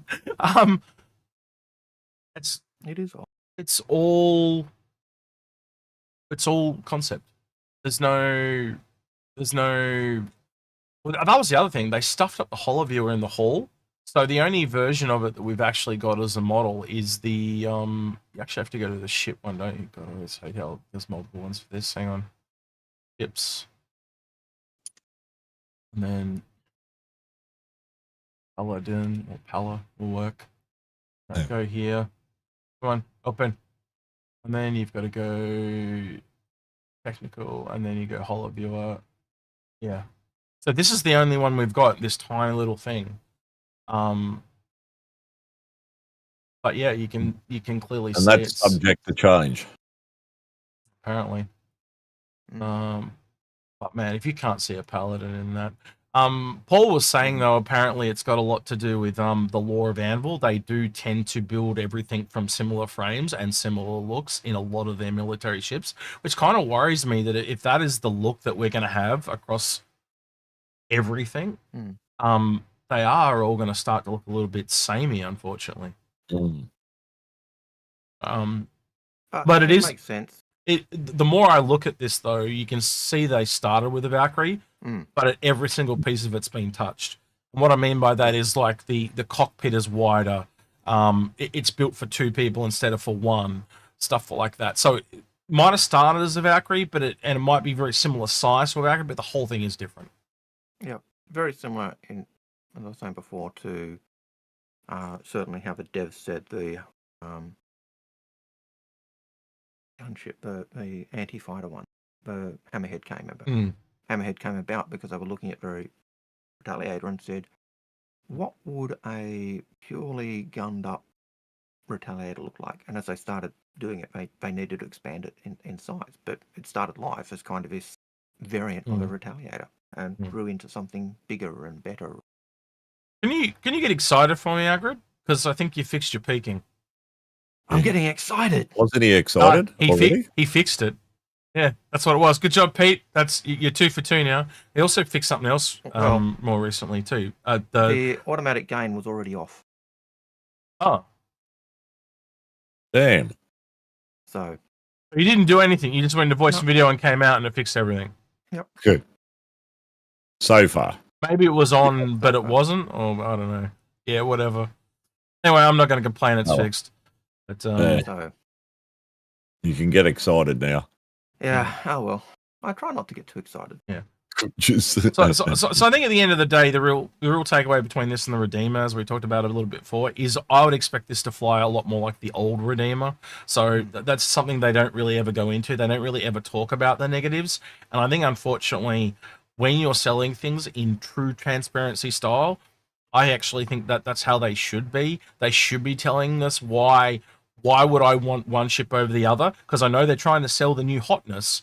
But honestly, if you came out and said, oh, well, the Redeemer's going to be faster, people wouldn't look at this in such as like, oh, it's killing the Redeemer. Because that's how this was seen. If they'd come out and said, no, the Redeemer's still got a place because it's built for speed, they'd probably sell more Redeemers as well. Yeah. So I just think they've got to change how they sell things, personally. Yeah, highlight the advantage, because otherwise people just think, well, why bother with it? Show us the gameplay balance. Essentially. It's not just a matter of showing the advantage. It's saying what are the advantages and disadvantages of this. So you have a more informed choice. Is there a way to make this go full screen? I want to see that in full screen. There's no option here. Yeah, that sucks. Would have liked to see that full screen, but damn. Actually, not to worry. There it goes. How many dogs have you got there, Jen? 2. Oh, they're loud. One of them just sounds like it's 3. All right. So what type are they? They're only little Maltese Shih Tzus. Little Alright. little shits. Yeah. Have a quick One look of at- them's real noisy. Yeah. All right, that's Aegis. Here we go. Exactly, Shafty. Shut up, Molly. Paladin. Here we go. Can we get this in? Here we go. All right, so now we can look at something in 3D. I wonder if I could set it up so the camera rotates. Probably can't. Well, nope. Camera's awful. Yep. I don't know how. I don't know. I'm not a big fan of the color, to be honest with you. As in the light green and stuff. But yeah, I don't know. I'd have said tan. Yeah, military coloring is probably not. Yeah, my but thing. that's got the look at me thing. You want it that you don't see me look. Yeah, I don't stand out look. Yeah, And I think it's the white that kind of gives it that.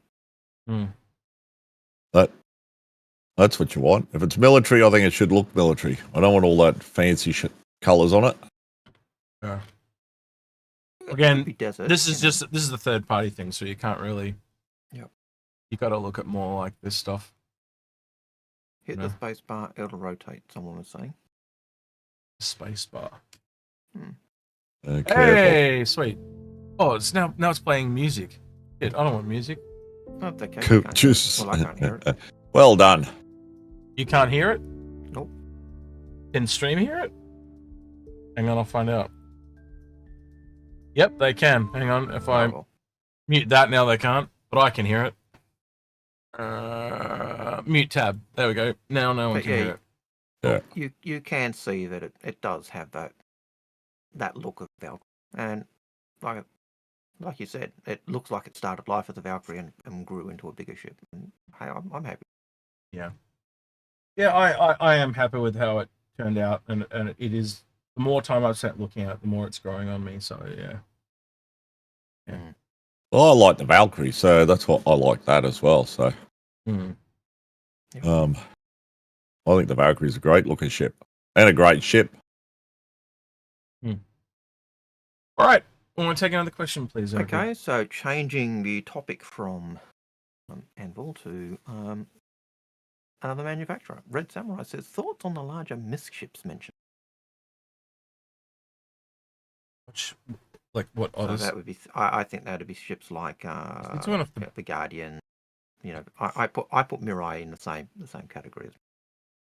read that question because that don't make no sense to my brain. Well, what are your thoughts on the MISC, the big MISC ships? The larger ones. Thoughts on the larger MISC ships What are we- mentioned? What was mentioned? The new ones. No. He literally has the word mentioned. Where were they mentioned? What's the context? Yeah, That's why I'm you- confused. The context is throwing me off. I just take it as any of the large MISC ships, but one of the key things you always do need to do with your questions, because we take our time and work through the list slowly and evenly, just add context. Just add something that helps give context to the question, and it makes it a lot easier for us, and especially if we are getting tired and a bit exhausted. Yeah. We've been up early. Yeah. I just don't know the context of the question because, like, other than that, I'm just generally talking about large MISC ships, so I don't. Okay. Yeah, What it's are your just- thoughts on the large MISC ships?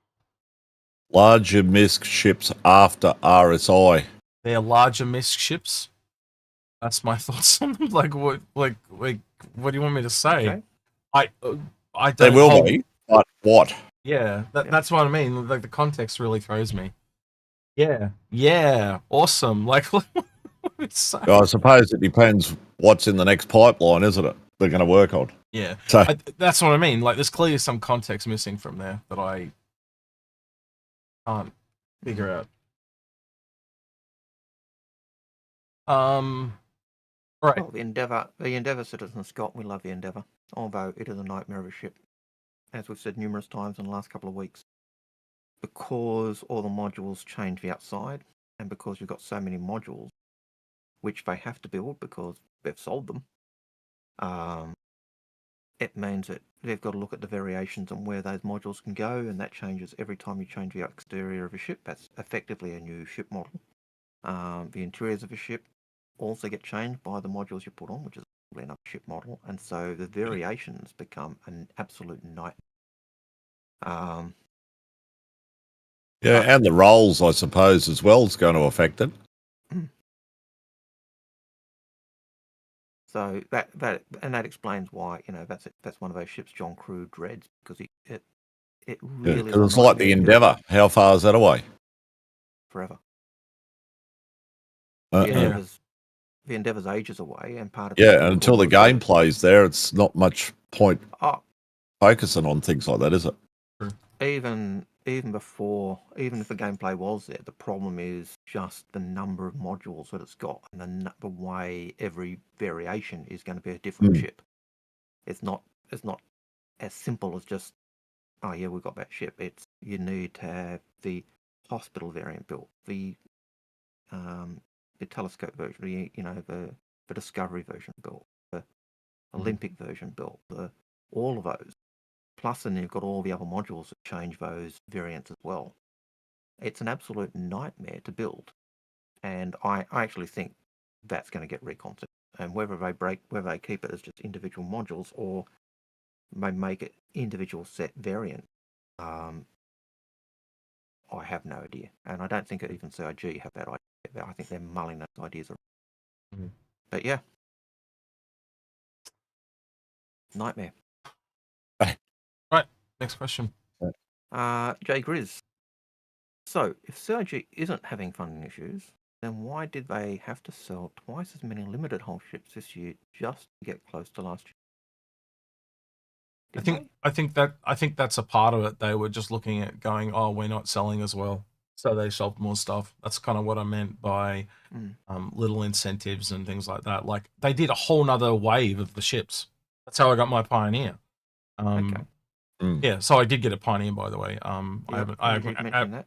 Yeah, I told you, but I haven't told chat, so that's why I was mentioning it. I managed to get a credit Pioneer on that I think it was in the second wave, with helps from a few people. So I appreciated those that helped me with that. And it's like any business; it's got to make money. Yeah, and they got to do whatever they can to make it, because there's how many people they've employed. But yeah.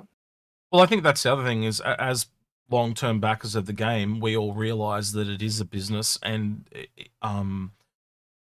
what's the word I always use? Necessary evil is how I always kind of call it. But we don't want the game to fail, and we're here every day, kind of looking at it that way. So yeah, we've got to prop it up if we want it to succeed. But in the same way, if you release the ships as, credit option, that's not bringing you money in. So saying, oh, they brought out a new wave of credit option ships as incentives that didn't bring you money in. It's the war bond ones, or the ones you're paying cash for, that bring new money in. So yeah, it's only the new money. I'm actually surprised with the amount of money that people pay for ships. They haven't set up some kind of payment plan structure. So you can go, I want to buy a Kraken, and you say, I would like to pay it off over 5 years, and then you just pay it in payments. Like, I'm surprised they haven't done that. And then in 5 years' time, you get your Kraken, yeah. Yeah. Or you get your Kraken there in perpetuity, but until it's paid off, you can't use it or whatever. You can't use it. Yeah. 50 easy payments. You go to the shipyard and you see it being built. Yeah. 3 kidneys and 2 left arms, and it could be yours. Yeah. That's obviously an alien or Tasmanian. No, that just multiple with people. 2 left arms. Multiple people. Anyway.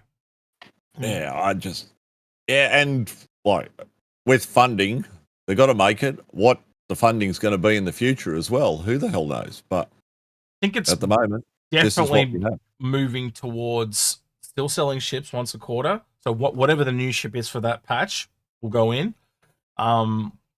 If there's no ship for that patch, then it'll just go into the next one. But I also think it's going to be cosmetics, but not colors. That seems to be where things are going. And you can even look at some of the skins now, and they look kind of plain. And the example I'd give you is the latest subscriber skins. So that, the graffiti-looking ones. They're kind of like that beige, but you can see that it's almost like the graffitis are decals. So imagine you could take that in the future and just put the graffiti elsewhere on the ship, and then basically put a different color. I think that's what they're moving towards. So you essentially can buy decals, patterns. You can have any color you want. Yeah, I'd love them to do that. I'd love them to do basically the War Thunder model, where you get your decals, you either get them as rewards, you buy them, and then you can put them on any tank or any ship or any plane you want in any position, and then you can change the size or rotate and makes them unique. Yeah. But yeah. All right. Next one. Rum Runner. Do you think the most developed game loop, the CCU game, will basically end with Squadron 42 release, or is there always going to be something for the upgrade chain? They talked about having upgrades in game as well, right? So again, is that another way of funding? Like I purchased a Hornet, but now I want to permanently shift my LTI onto this other ship because I've found that I don't like the Hornet as much. I much prefer the Raelian, so I want to upgrade my Hornet to a Raelian. That is another way to get cash. In a way, you're essentially just moving your insurance from one ship to another, are you not? And we also know they were talking different grades of insurance, so tier 1, tier 2, tier 3.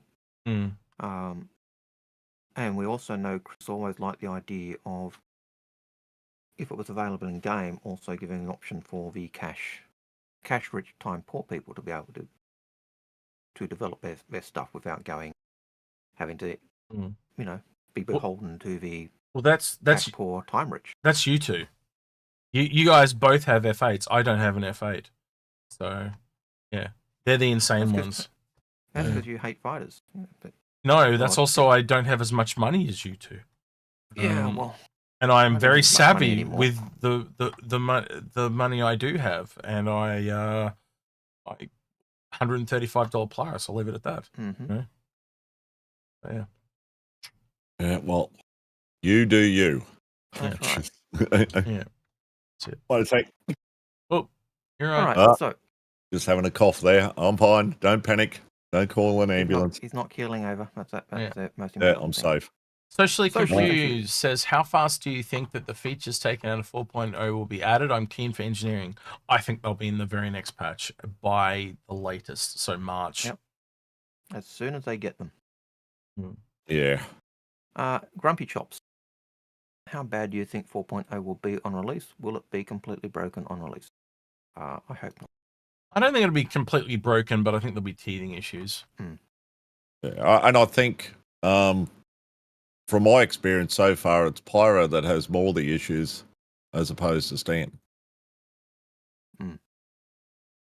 So, but fingers crossed, we hope for the best. Yep. We'll see how it goes. So what are the issues you've noticed, Jen, for Pyro over Stanton, so to speak? Just a lot of lag, low frame rates at times. That's been the biggest thing. It's had absolutely amazing times where it's just ran so nice and just been so smooth, and it's just no issues. But then you'll get that real lag and frame drops, etc. The CIG employee is saying, I know, I'm trying to fix them right now, and he typed in capitals and got spammed again. Can't help himself. No. Yeah, he's so tired. Yeah, I can't imagine how much, if you can answer this, how much, I've heard from a lot of people at CIG in the last couple of weeks that you guys are essentially in crunch trying to get 4.0 out. Is that true? Can you kind of confirm that you guys have really been putting the pedal to the floor, so to speak? If you can let us know. Without giving too much away. Yeah, I don't want you to tell us anything you're not allowed to tell us. Just so name names. Yeah. Names, addresses, photos. Yeah. We want everything. I heard that if it's not an official comment, it's just rumors. Yep, that's it. Next question, Algared, please. Citizen Scott, how much do you think 4.0 will going live will affect public perception of Star Citizen? Yeah. In the long run, it will help because it'll go into a new system. It'll no longer just be the Stanton system, it'll be the Stanton Plus. So it'll be moving towards the multiple system and the 100 system. Only 98 to go after that. So yeah. Right, so I gotta read the question. What was it? What was the question? How is 4.0 going to affect public perception? I think, yeah, see, that's a tough one. I think people are holding back a little bit too until 4.0 comes out. Yeah. Well, that's the thing. Like I said earlier, you're going to see all those bigger streamers and bigger content creators, essentially doing those videos of my first time through the jump point type of thing. That's what that is going to be one of the draw cards. Like the contested zones and stuff like that, you might see some of the other content creators get to that point, but unless they're essentially taken by someone that knows the game into those places, the jump point's the draw card. Yeah. And I can see some people really liking that. You've played the contested zones quite a bit, Ben. You want to share your thoughts? Oh, I think they're great, the contested zones. They're just, I don't know if there's longevity there. That's a different story, but it is great. And with so many of them, we had awesome fun. A lot of waiting around at times, but I think that spoiled it a little bit because waiting for 5, 10, 15 minutes for the timers to tick over before you could keep going. That I don't know about that, but they were great fun. So very enjoyable. So Kotaku said, or Kaku said, no crunch in the office. It's empty. It's just me here right now trying to go the fuck home. Come back tomorrow when you're not tired and fix them when you can think clearly. Sometimes you got to go sleep, mate, and you'll come back with fresh eyes and go, "What the hell was I thinking?" And you shouldn't be working there alone. You should be working with a team and a bunch of you. Go home, bro. Go home. Have a break. At least get an hour's rest and come back. Yeah. That's right. Go down to the coffee shop next door. Tomorrow's Saturday. Oh, tomorrow's Saturday. Yeah, well, it's Saturday for us already, man. We're working. Come on, what's your problem? It's just another day. Yep, ends in Y. The other thing that's kind of came out from the contested zones is the final thing is a ship, and these ships seem to be executive ships, and so far they've found 5 of them. So there is a Hornet F7A executive, Anvil Lightning F8 executive, a Corsair or Drake Corsair executive, a Cutlass executive, and a Sulian executive. So they've essentially taken that whole idea of the F8 executive and expanded it to 4 other ships, as far as I can tell. And that's what you can get. So you can get some pretty rare skins. And they also have some rare weapons on them as well, apparently, that you can't buy in game anymore. So that's the draw card. You get a rare ship. And I think there are going to be a lot of people going to contested zones for that alone. Well, think about what happened with that F8 when the F8 ones came out. How rare that event was. I can see the old lottery, the loot lotteries that you'd see in MMOs when you did a raid. People do a contested zone, get to the end, and it's a loot lottery to see who gets. So unless everyone gets it. So. So Votter on and Son Schlocken, or Father and Son Gaming. Yep. Hey, Volta. Any plans for visiting CitizenCon in 2025? We're going to wait and see what the plans are, I think. I think, unfortunately for Algared, because of his long service leave, he would be out. I have not decided on my plans for next year. I'm going to see where things fall. But what we're hearing is there might not be no CitizenCon. We'll just have to wait until... that's what we're hearing. It might be an online affair only, which again leads into the whole thing where I think they were originally planning to release Squadron 42, and then plans changed after they cancelled the gala, because what we're hearing from people that we know is that the world tour is still on, and that's why there's no CitizenCon. So essentially, CitizenCon will essentially be spread out over the entire year as they go around the world visiting other places. Now, until they release, announce what they're doing, I think we'll hear early next year what's happening. Yeah, I think and we that do, might be a better thing than the CitizenCon, to be honest, in a lot of ways. and we do know the gala is still hasn't been totally cancelled. It was just kicked down the road, which tells me that Yeah. the plan was to launch Squadron, Mm. and they realised it wasn't going to work, so they moved it down the road. Yeah, which also would explain the date of 2 years. They must have already had plans in place for this world tour, and they just couldn't move them for some reason. So again, it's going to be weird if essentially their plans got kicked down the road for 2 years because of this world tour. But they've got to release the game. They only get one chance to release the game, only one chance to make that first impression. So rather than cancel all, they must have had to book or pay money to book these world tour places, and I think that's what's. Yeah, I don't know. We'll have to wait and see. But that's just what we're hearing in the background. And I know It does make sense. I know from talking with Sandy that they've been the planning, or at least idea of a world tour, is something that's been on the cards for at least the last 18 months. That's something they've been talking about. Easily since the beginning of last year, they were talking world tour.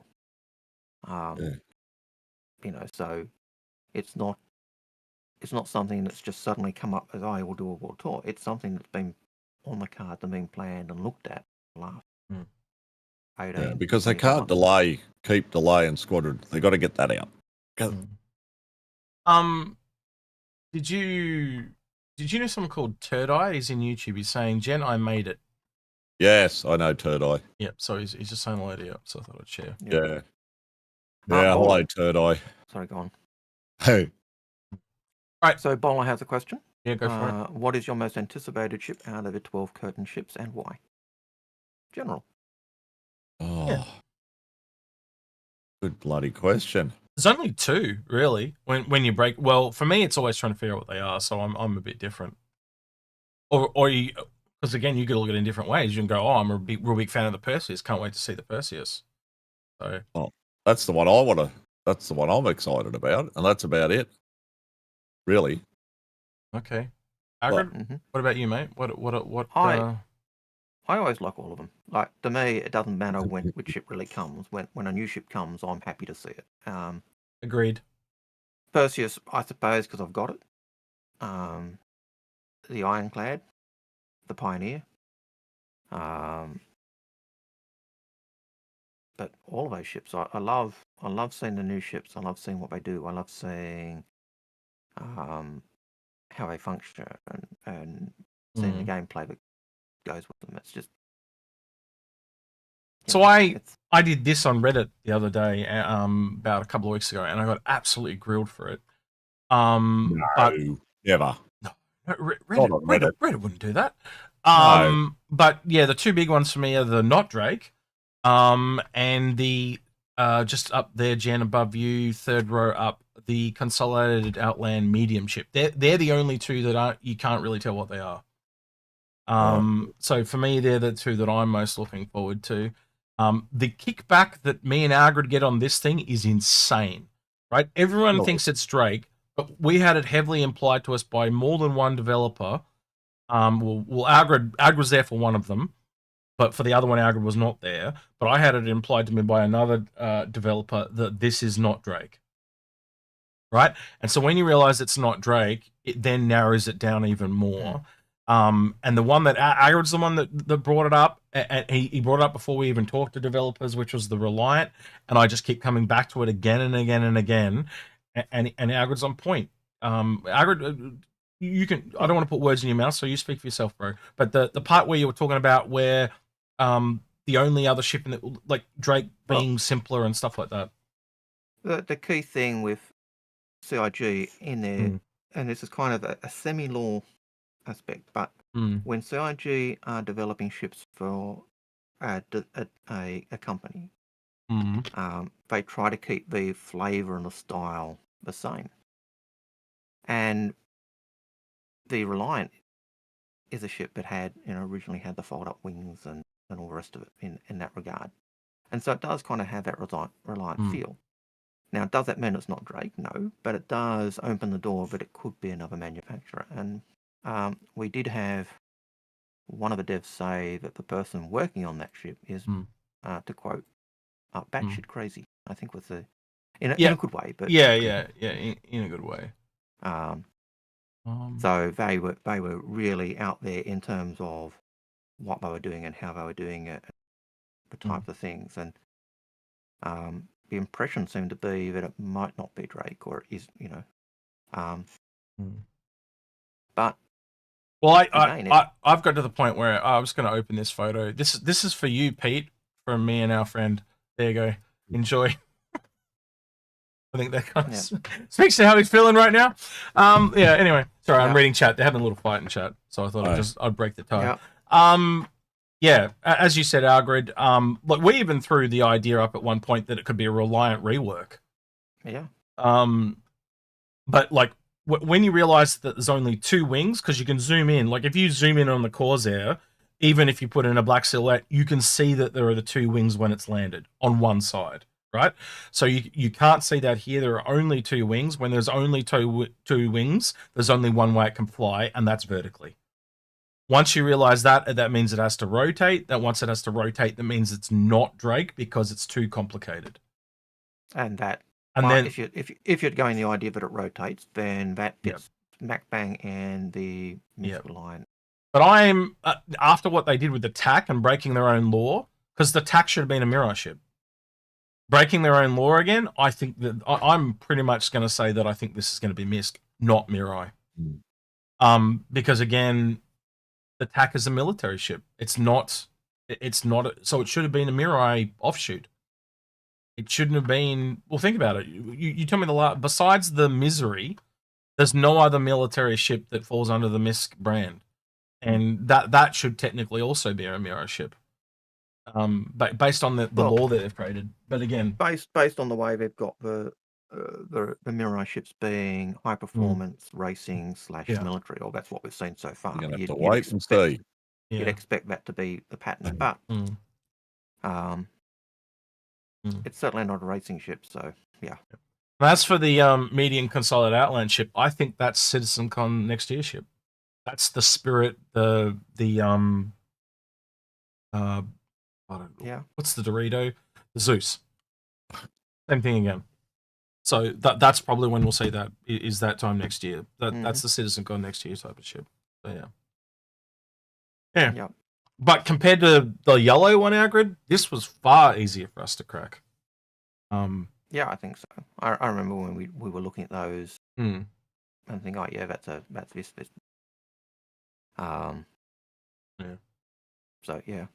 But I think a lot of people look forward to this. I know you brought it up, Jen, and I know Algared brought it up in Invictus about Invictus, and I think we all own it, don't we? There's not all 3 of us here own it, yeah. The Perseus, yeah. So that kind of tells you what we all think. So yeah. All right. Yeah. Definitely looking forward to it. Yeah. Anything else you want to add about any of those ships, Jen? Not really. I just. Well, like I say, the Perseus really and the Pioneer are the only 2 that I'm really interested in. The rest just don't interest me at all at the moment, and I'm still not sold on the Pioneer yet. So, what do you think some of these other ships may add to the game, though? Like, do you think, like for example, the Misfortunes one that we haven't talked about, a smaller salvage vehicle? Like, I can see the advantage of that for other players and stuff like that. What about you? Well, there's always a spot for it. And I suppose depending on most people's play style, there's always a spot for something a little bit bigger, but not anything up a huge ship. Nobody wants that, or a few people are going to want it. So there's always room for it. How many people want it? I suppose that's another question. Whether I'd want it or not, it's another question as well. But I'd look at it. Once I saw it, look at its role and where it's supposed to fit, that might, I go, okay, I don't want this bigger one anymore. That's probably going to fit the role. I even got blowback on things like, I know I call it the Argo MCV up there, but people go, oh, it's clearly Anvil. but it was called an Argo MCV in the files at CitizenCon last year. So yeah, the name can change, but that is essentially what it was called a year ago. And and even the manufacturers can change because they're going. They can pivot on where they think it goes. But originally, that's what it was seen in the file. So that's just the name I go with. Yeah, that's what we'll go with. But does that mean it's going to be? Well, look at the Guardian. The Guardian was in the files 12 months ago as well. Yep. And that hasn't changed at all. So it is what it is. Anyway. Indeed. And things are open to change. Yep. So absolutely. Yeah. All right, Father and Son Gaming. Until it lands, we'll have to wait and see. Yep. Father and Son Gaming asks, do you think we will get, or what do you think we'll get later in the future as 1.0 releases? Do you think we'll see a revamping of the subscriber subscriptions and stuff, i.e. so they give more bonuses for health or other cool perks? Yeah. Now, they would need to revamp to do that type of stuff. I think they'd need to revamp subscriptions entirely. The subscriptions were always intended when they introduced them.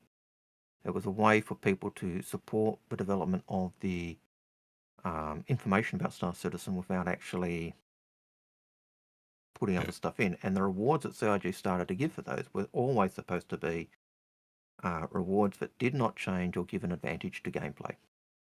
Now, they started to drift from that when they started putting weapons in, but that's why originally it was things like dupe boxes or calendars or Big Benny's machine, a myriad of underskins, because it was not supposed to be something that changed gameplay. Well, like we already saw, a lot of the sub-flarers now come in after a while. Maybe that's what it is. You just get like a 12 months exclusive on that new stuff before it goes into game for everyone else. That could definitely be a thing. Yeah, wait and see. But I think it's going to be more moving to timed exclusives. Yep.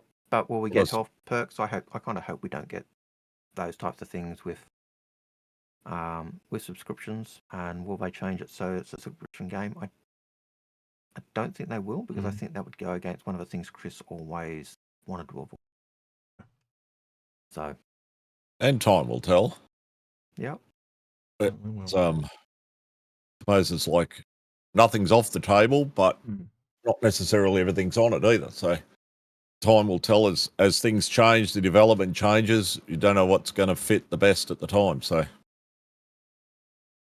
All right. So Zavath has a question.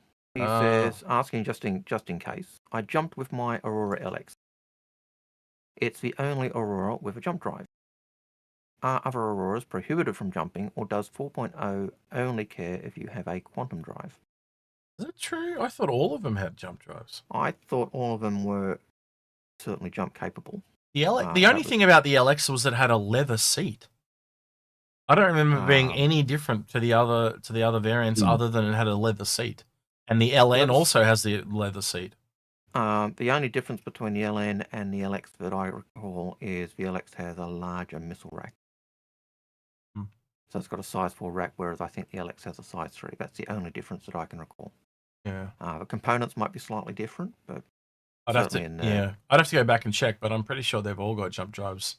They've gone back and added them to everything. That's what I thought. If you find where the quantum drive is on those, you can always check, because if there's a slot above it, that's where the jump drive fits. So yeah. But sorry, I can't go any more beyond that. I thought they all were jump capable. Yeah. Right. Tibbles. With all these ship silhouettes, do you think one of them is going to be an Origin ship? If not, when do you think our next Origin ship will be? Definitely no Origin ships in there that I can see. No. And I think, honestly, you won't see the 600i rework until we see another Origin ship. And I think, the next Origin ships will be the shop ships when they come. Yep. I think that seems fair. I think with, even though it wasn't in the question, but you raised it, the 600i rework isn't coming until they work on Origin ships in general.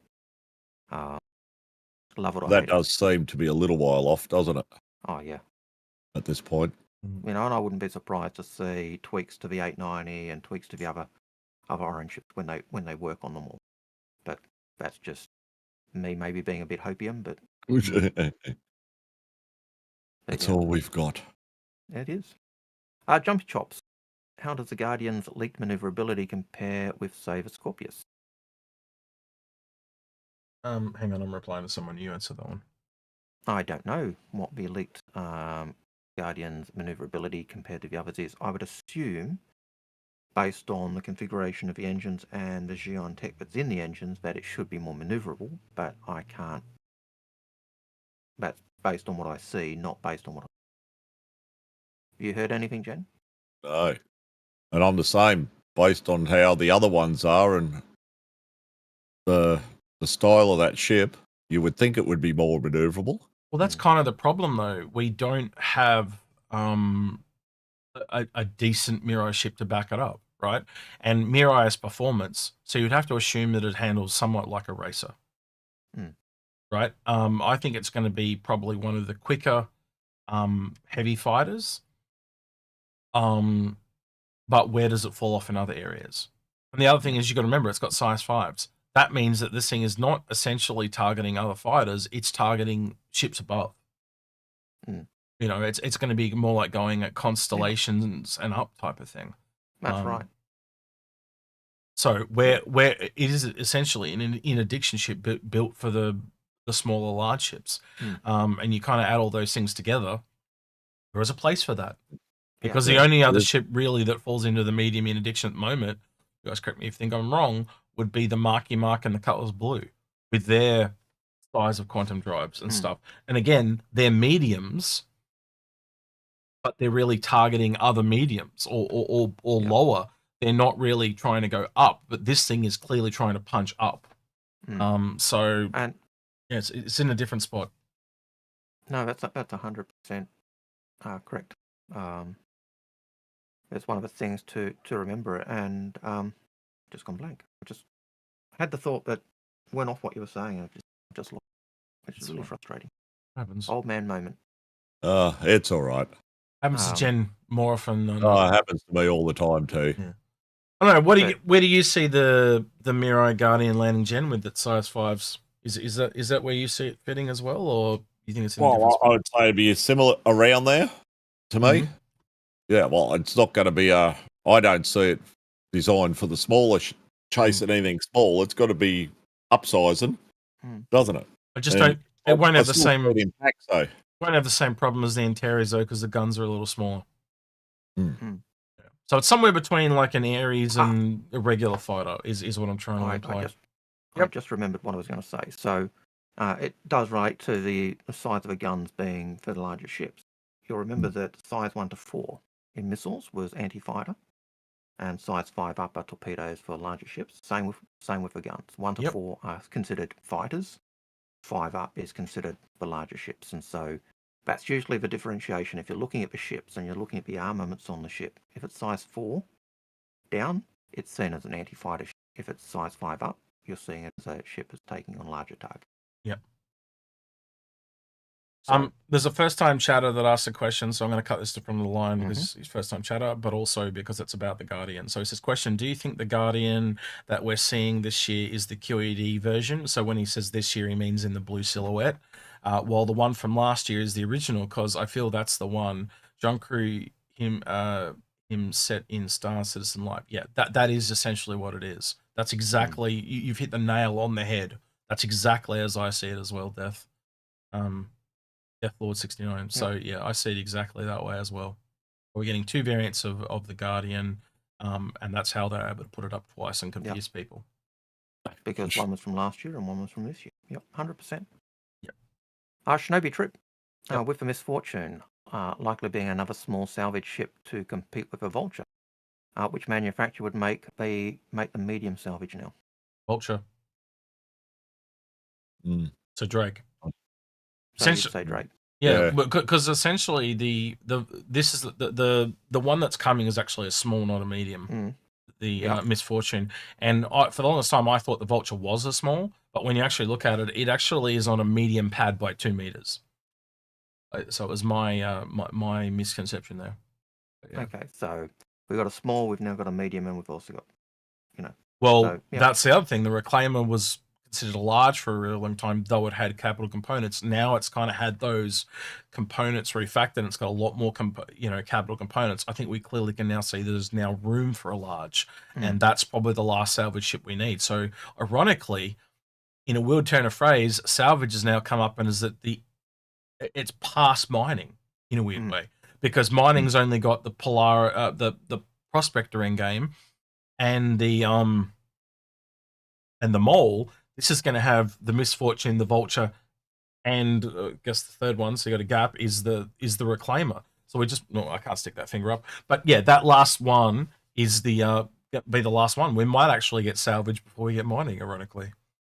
And the other thing to take away, and I remember this from when we were talking to John Crew, and you were saying the goal is to have a ship in every profession, in every size. And John Crew made the comment that, well, mate, not all professions will have a ship in every size category. Which that's true. Where does it apply?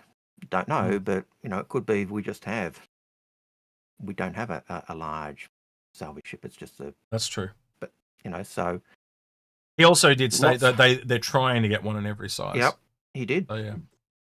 But there's always you've got to have both of those. Because it gives people's options, and that's what people want is options. That's it. Absolutely. And hey, Kelly, lovely to see you in our. Good to see you, Kelly. Say hello to Magnus for us as well. Yep. He's probably watching as well at this time of night. Probably is. Shinobi Trip says that's the one we did. Call me teach. Yep, I can read. How many community influences do you think we will now versus years past about things in the game like mechanics shift? How many community influence? How much community influences? How much? How much community influence do you think we have now versus years past? Does the community have more or less influence? Yeah, I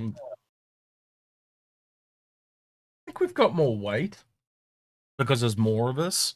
But I also think I can't speak for CIG. You think I listen to you guys?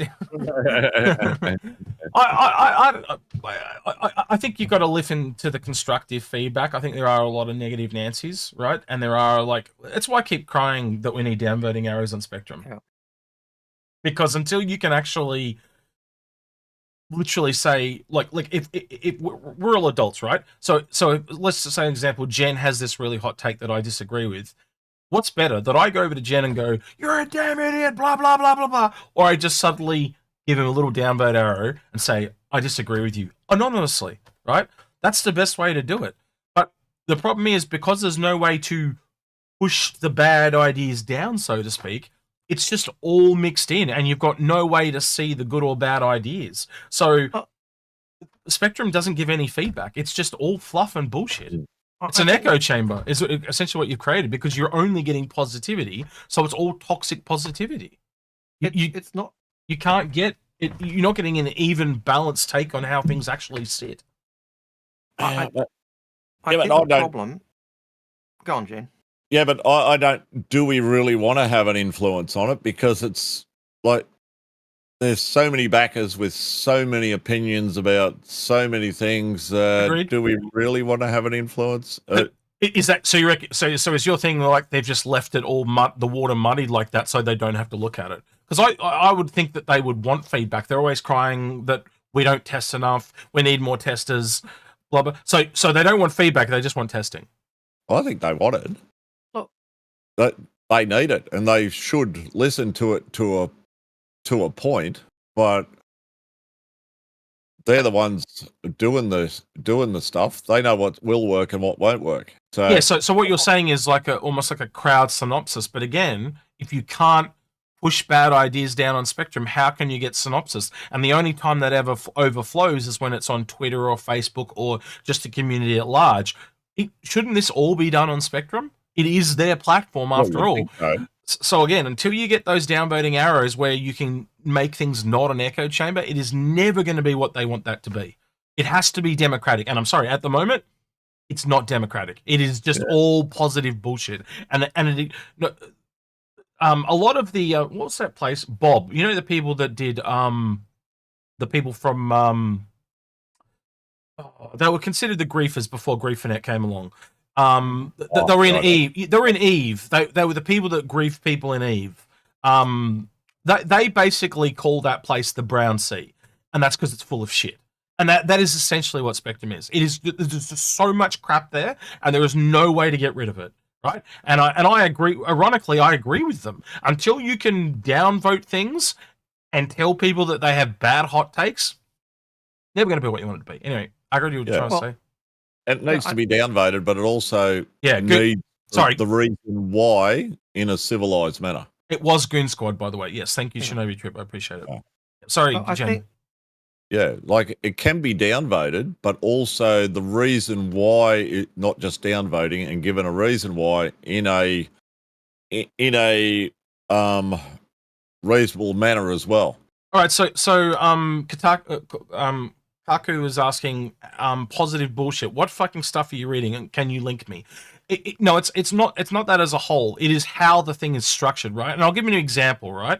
When you go into Google search, there are stats on Google search, right? That 70% of people do not go to the second page, right? So if that means only 30% make it onto the second page. Now you take that stat and use it on Spectrum. Let's look at an example of, say, we're doing a 10 for the chairman type of poll or 10 questions for a Q&A.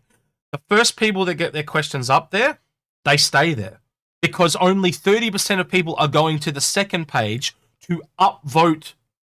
So it's a 30% versus 70%. So because people never go to the second page, the questions can never rise to the top. Statistically, the whole thing is broken. If you think about it in that turn of phrase, now we don't know the statistics of people that actually go to the second page on Spectrum, but I reckon it's far less than do it on Google. Because again, you watch any 10 for the chairman, and very rarely do those questions that appear on the front page ever move off. Once they're there, they stay there. And that's the problem. So you can't democratically come along to the questions that says, does the Orion fit inside the Aurora, and downvote it to hell because it's stupid. Right? And the developers that I talked to, both people that worked at Behavior and people that worked at CIGs as non-website developers as well, the people that were for it, they all said that they didn't want people being dogpiled on. But how do you tell them that they're right? How do they learn socially if you can't? That's the best way. Anonymously telling them that it's bad. Otherwise, it's just all positive bullshit. You can't tell them that their hot take is bad, so they think their shit don't stink. I think the issue is not necessarily the fact of downvoting. I think it's the problem that other ideas don't get above that point. But now, you need the downvoting so the good ideas do rise to the top. Unfortunately, that's just how it works. Nobody's going to go sift through all the shit, are they? Right? So if you're doing it as a whole, you need a way to be able to filter everything as a community. We don't have the way to filter.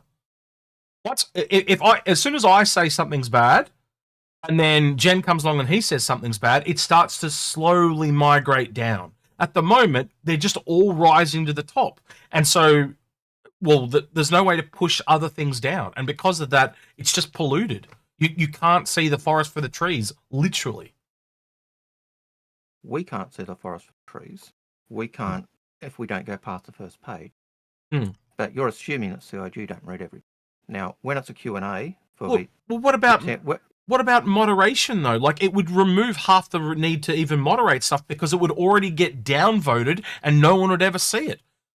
You got less work for the mods that way. Anyway, but yeah, you're right, Pisspoor Pete. The Picard facepalm emoji has become the downvote arrow, but it doesn't do anything. It has.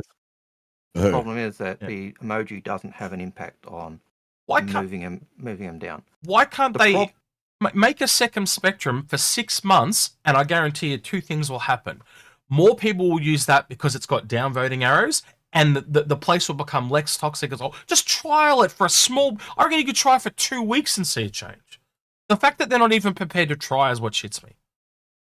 Anyway, I don't know how much weight you've got there, Kaku, but yeah, from the people I've talked to, it needs it, and it needs it desperately. That what they are planning for Spectrum to be is this global communication thing for the entire game is never going to happen until downvoting errors happen. And I've been on this for years, and I know Algared probably disagrees with me with this, but until it gets downvoting errors, it's just never going to be what they want it to be. Because nobody goes there. Nobody goes there. I don't disagree that downvoting errors are needed, but I think what you're failing to pick up and what we don't see is whether CIG just pay attention to that. I'm not failing to pick that up. I'm literally saying what I'm saying, Algared, is they wouldn't have to search as far just like us. They wouldn't have to search far and wide because they would only need to go to the front page because the front page would have all the good shit on it. No, so the front page will have the ideas that the community think are good. Exactly. But we also know the community has had some absolute abysmal ideas. Yes. Yes. But again, it will be the ideas that the community want to have seen. So they will actively know what the community's concerns are. Whether it's the hot take and completely wrong, but again, only the top thing, nothing rises to the top that makes any sense. It just doesn't work that way. There's no way it works in a democratic society to have it that way. Nobody goes there. And it's the same with Reddit. Reddit's the same thing. It's just toxic stupidity. Yeah, I don't go to Reddit. No, I never go to Reddit. But we know that back in the day, the community all said, make these changes to a freelancer, it'll be awesome. CIG said, no, it doesn't work. The community kept going, make it so. CIG did it. And then the community came back and went, oh yeah, it doesn't work. So for Pissballs Pete's benefit, it's an echo chamber because you can't make it go down. It's only echoing in one direction. That's what makes it an echo chamber. You have to be able to tell people the other way so you have both sides. It's the same thing. If you can't actually have discussions that... So you take any hot topic, whether it's religion, science, whatever. If you, as a society, cannot talk about those and actively disagree, because disagree changes thoughts. Like, this is one of the things Algared and I will tell you, right? From what we've learned from doing the speculation stuff on Inforunners and stuff, it's the times where we have someone that come along that totally disagree with us is what changed our perception. You'd have to agree with that generally, would you not, Algared, as a...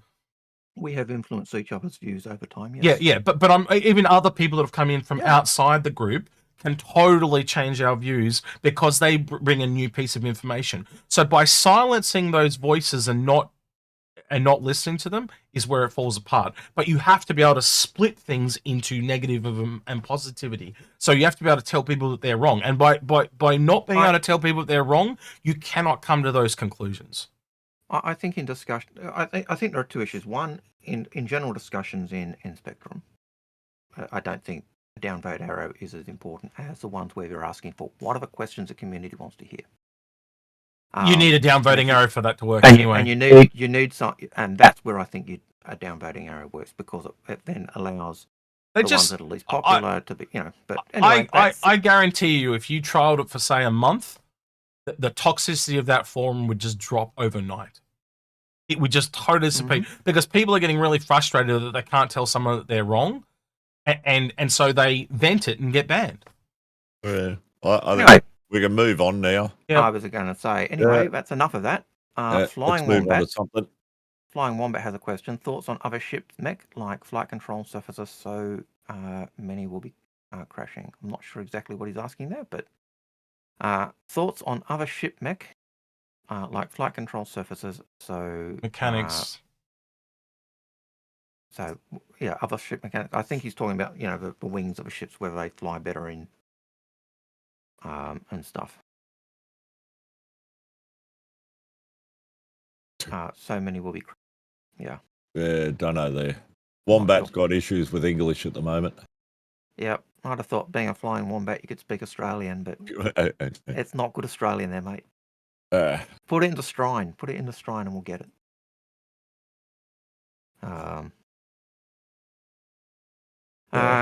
Call me Teach. With the continued path of funding being paved by ship holes and subflare, how many backlog ships do you think might get left by the wayside? It's a tough one. because I fear some of the older ships might get the second generation version. You know, oh, we've brought out a new Mark II ship or a Mark III. But that's just me being a pessimist. Which is, yeah, obviously the concern always is about things being left behind. Mm. It's like we said with the 600i rework and so forth. Yeah. How, like, that's still got to be done. And when was the 600i out? So it's been here for a while. So, yeah, it's a worry. But that depends, I suppose, on how many people they can drag across that kind of thing.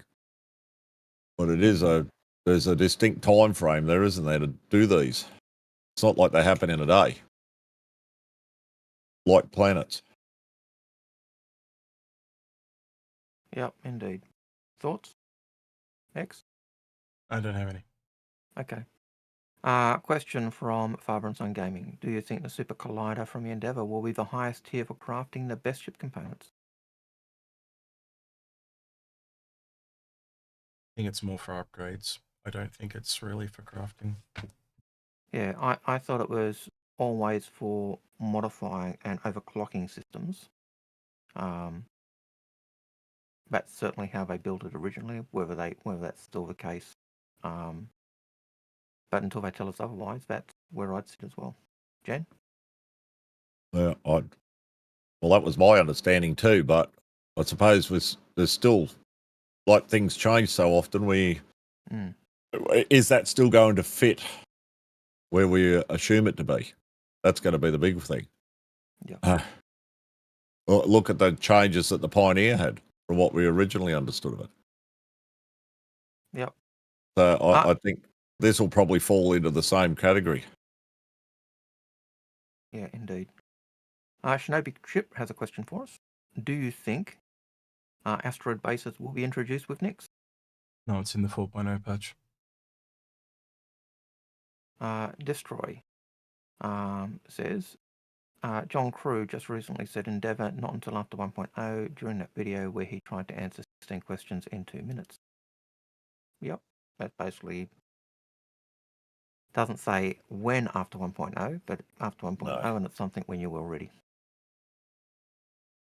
Mike Honcho, when the Hull C came out, CIG said they cracked modularity based on Hull C tech with object containers and how they nest within each other. I've heard you guys say since then that they are taking modularity by making variants of the module config. What's your take on this? Read the next one as well because it adds into I did. it. What we said before. Yeah. So it's a combination of both. They needed to fix the whole C problem, which gave them that, helped them do that. But certainly with the Endeavour, where you've got the modules changing the exterior of a ship, it means every variation of a module configuration is effectively a brand new ship. So yeah, that's probably the easiest way to think of it. That modularity side of things always worried me. And certainly John Crew was talking, John Crew and Ben were talking about whether they go distinct variants or whether they still do the modularity of the Endeavour. They're still not sure, but it really does raise that whole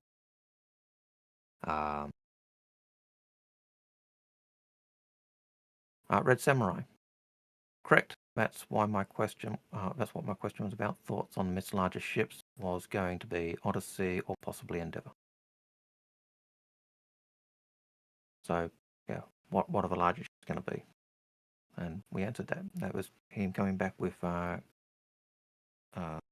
detail on the what we thought for the larger missiles. Heath Miller, here's a question for you guys. With the modules for the Endeavour coming out post 1.0, do you think the base Endeavour or possibly the pre-configuration variant will come first? X? I'm doing other things. Okay, Jen? Honestly, I don't know. I think they're still a ways off anyway. So, and I think things are going to change the way it's going. with the modularity of everything. So I think it's still too early to say how that's going to work. Yep. What was That's the just question? me. What was the question? With the modules even Endeavour coming post 1.0, do you think the base Endeavour or possibly a pre-configured variant will come first? Depends what they want to do and when they bring it out. I think it'll just all be when things are sorted. One of the last ships. Yeah. Because it's going to also factor in the game loop as well. All the future game loops when they're planned. Yeah. I could possibly see when they bring it out, the 3 pre-configured variants, say, already sold, would be among them. But again, it depends on the gameplay, when the gameplay's there. But yeah, too many questions, too many possibilities to really give a... And possible changes. Yeah, to give any real definitive answer to that. Nova42 has a question based on the John Cruise shirt. Who is Astropub? Bootleg Astropub. It's basically a typo, and that's why you will get an updated delivered soon with the actual correct spelling of Astropub. So essentially getting 2 shirts. Yep. Def 10 Ready 69 or 10 Red 69. F Lord 69. Yep, that one. Do you think the Guardian that we're seeing this year is QED version or the one from last year is the original? I think that was the first time chatter. And Spicy7 CIG said they cracked modularity. I think we've just answered that one. Flying Wombat, have you guys heard the QED and QD rework?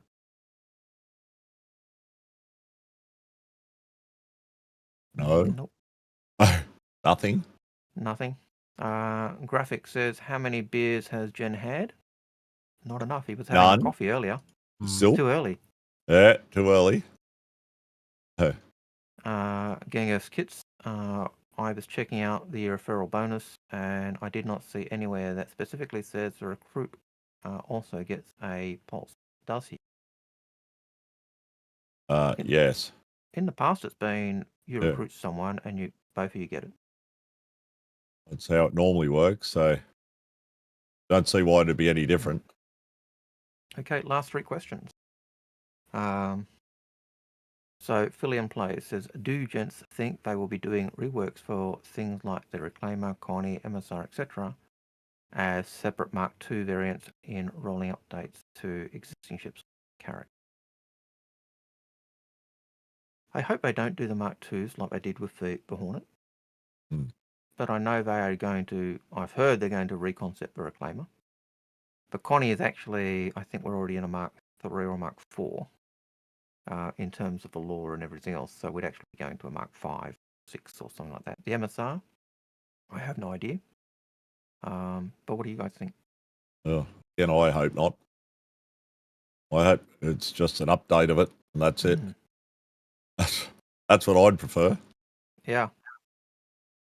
They all need it. They all need it. They all need the update, where they go Mark II, where we have to buy it. See? I don't think they'll be doing them. Okay. Random ship question from SA. I believe Dropship will get a gameplay pass as a group once they realise how poorly they've designed. What are your thoughts on major combat adjustments to gameplay? Yes, eventually. Yeah, they're going to have to, because there's not really a need for it as such, is there? At this point. So it's still, again, it comes back to the game loop, where that would really make good sense to make the adjustments to it to fit with that game loop. At the moment, where do you really need it? To be honest. Yep. And Red Samurai is our last question. Thoughts on the Reclaimer rework? With the changes onto munching, I feel it's pointless to have the munching machine inside the ship. So maybe add a medical bay? The gameplay's not finished. The gameplay's got to fit the ship, not the other way Yeah. around. Yeah. So originally, I think they used to build the ships that looked cool and put the stuff in that looked cool. Now we're kind of going, okay, the gameplay doesn't match. Let's bring it back to, and I think that's why they reconfigure the ship. They said at the end of last year that where it is right now is temporary. Yep. Because didn't they have an issue with the munching side of things? They basically brought out the salvage mechanic because it was temporary. They just wanted to get it done because it had been going on for so long. How many years was it? 5 years that they said they were bringing it out. So they just brought out something temporary to shut people up, essentially. Yeah. And that was our last question. All right, with that, then we're going to be rating 5-star. So he's I was recently on the captain's table with him, so I thought we'd rate him. Thank you for joining us today, Jen. Where can people find you? Where can people find you on the interwebs, Jen? They can find me under GenDesperado on Twitch or YouTube. I'll be streaming tonight. Are you on Kick as well? Yeah, and on Kick. Yep. So they can find me there. GenDesperado, any of those, you'll find me. Drunk shenanigans, that type of thing. Yeah. Carrying on like a pork chop, as they say. All right, YouTube, say goodbye to Twitch. Twitch, say goodbye to YouTube. See ya, everybody. And take it easy. Stay safe. Twitch is off. All right, with that then, don't forget to like, subscribe, ring that notification bell, and thank you to everyone that left smile on Patreon at the end of the video. With that, he's been General Desperado. He's been Execute. I've been Algared, and we're out of here. Take care. Sorry, I forgot to say he's Algared. Yeah, I know. That's okay. All right. See you, citizens. See ya. Bye.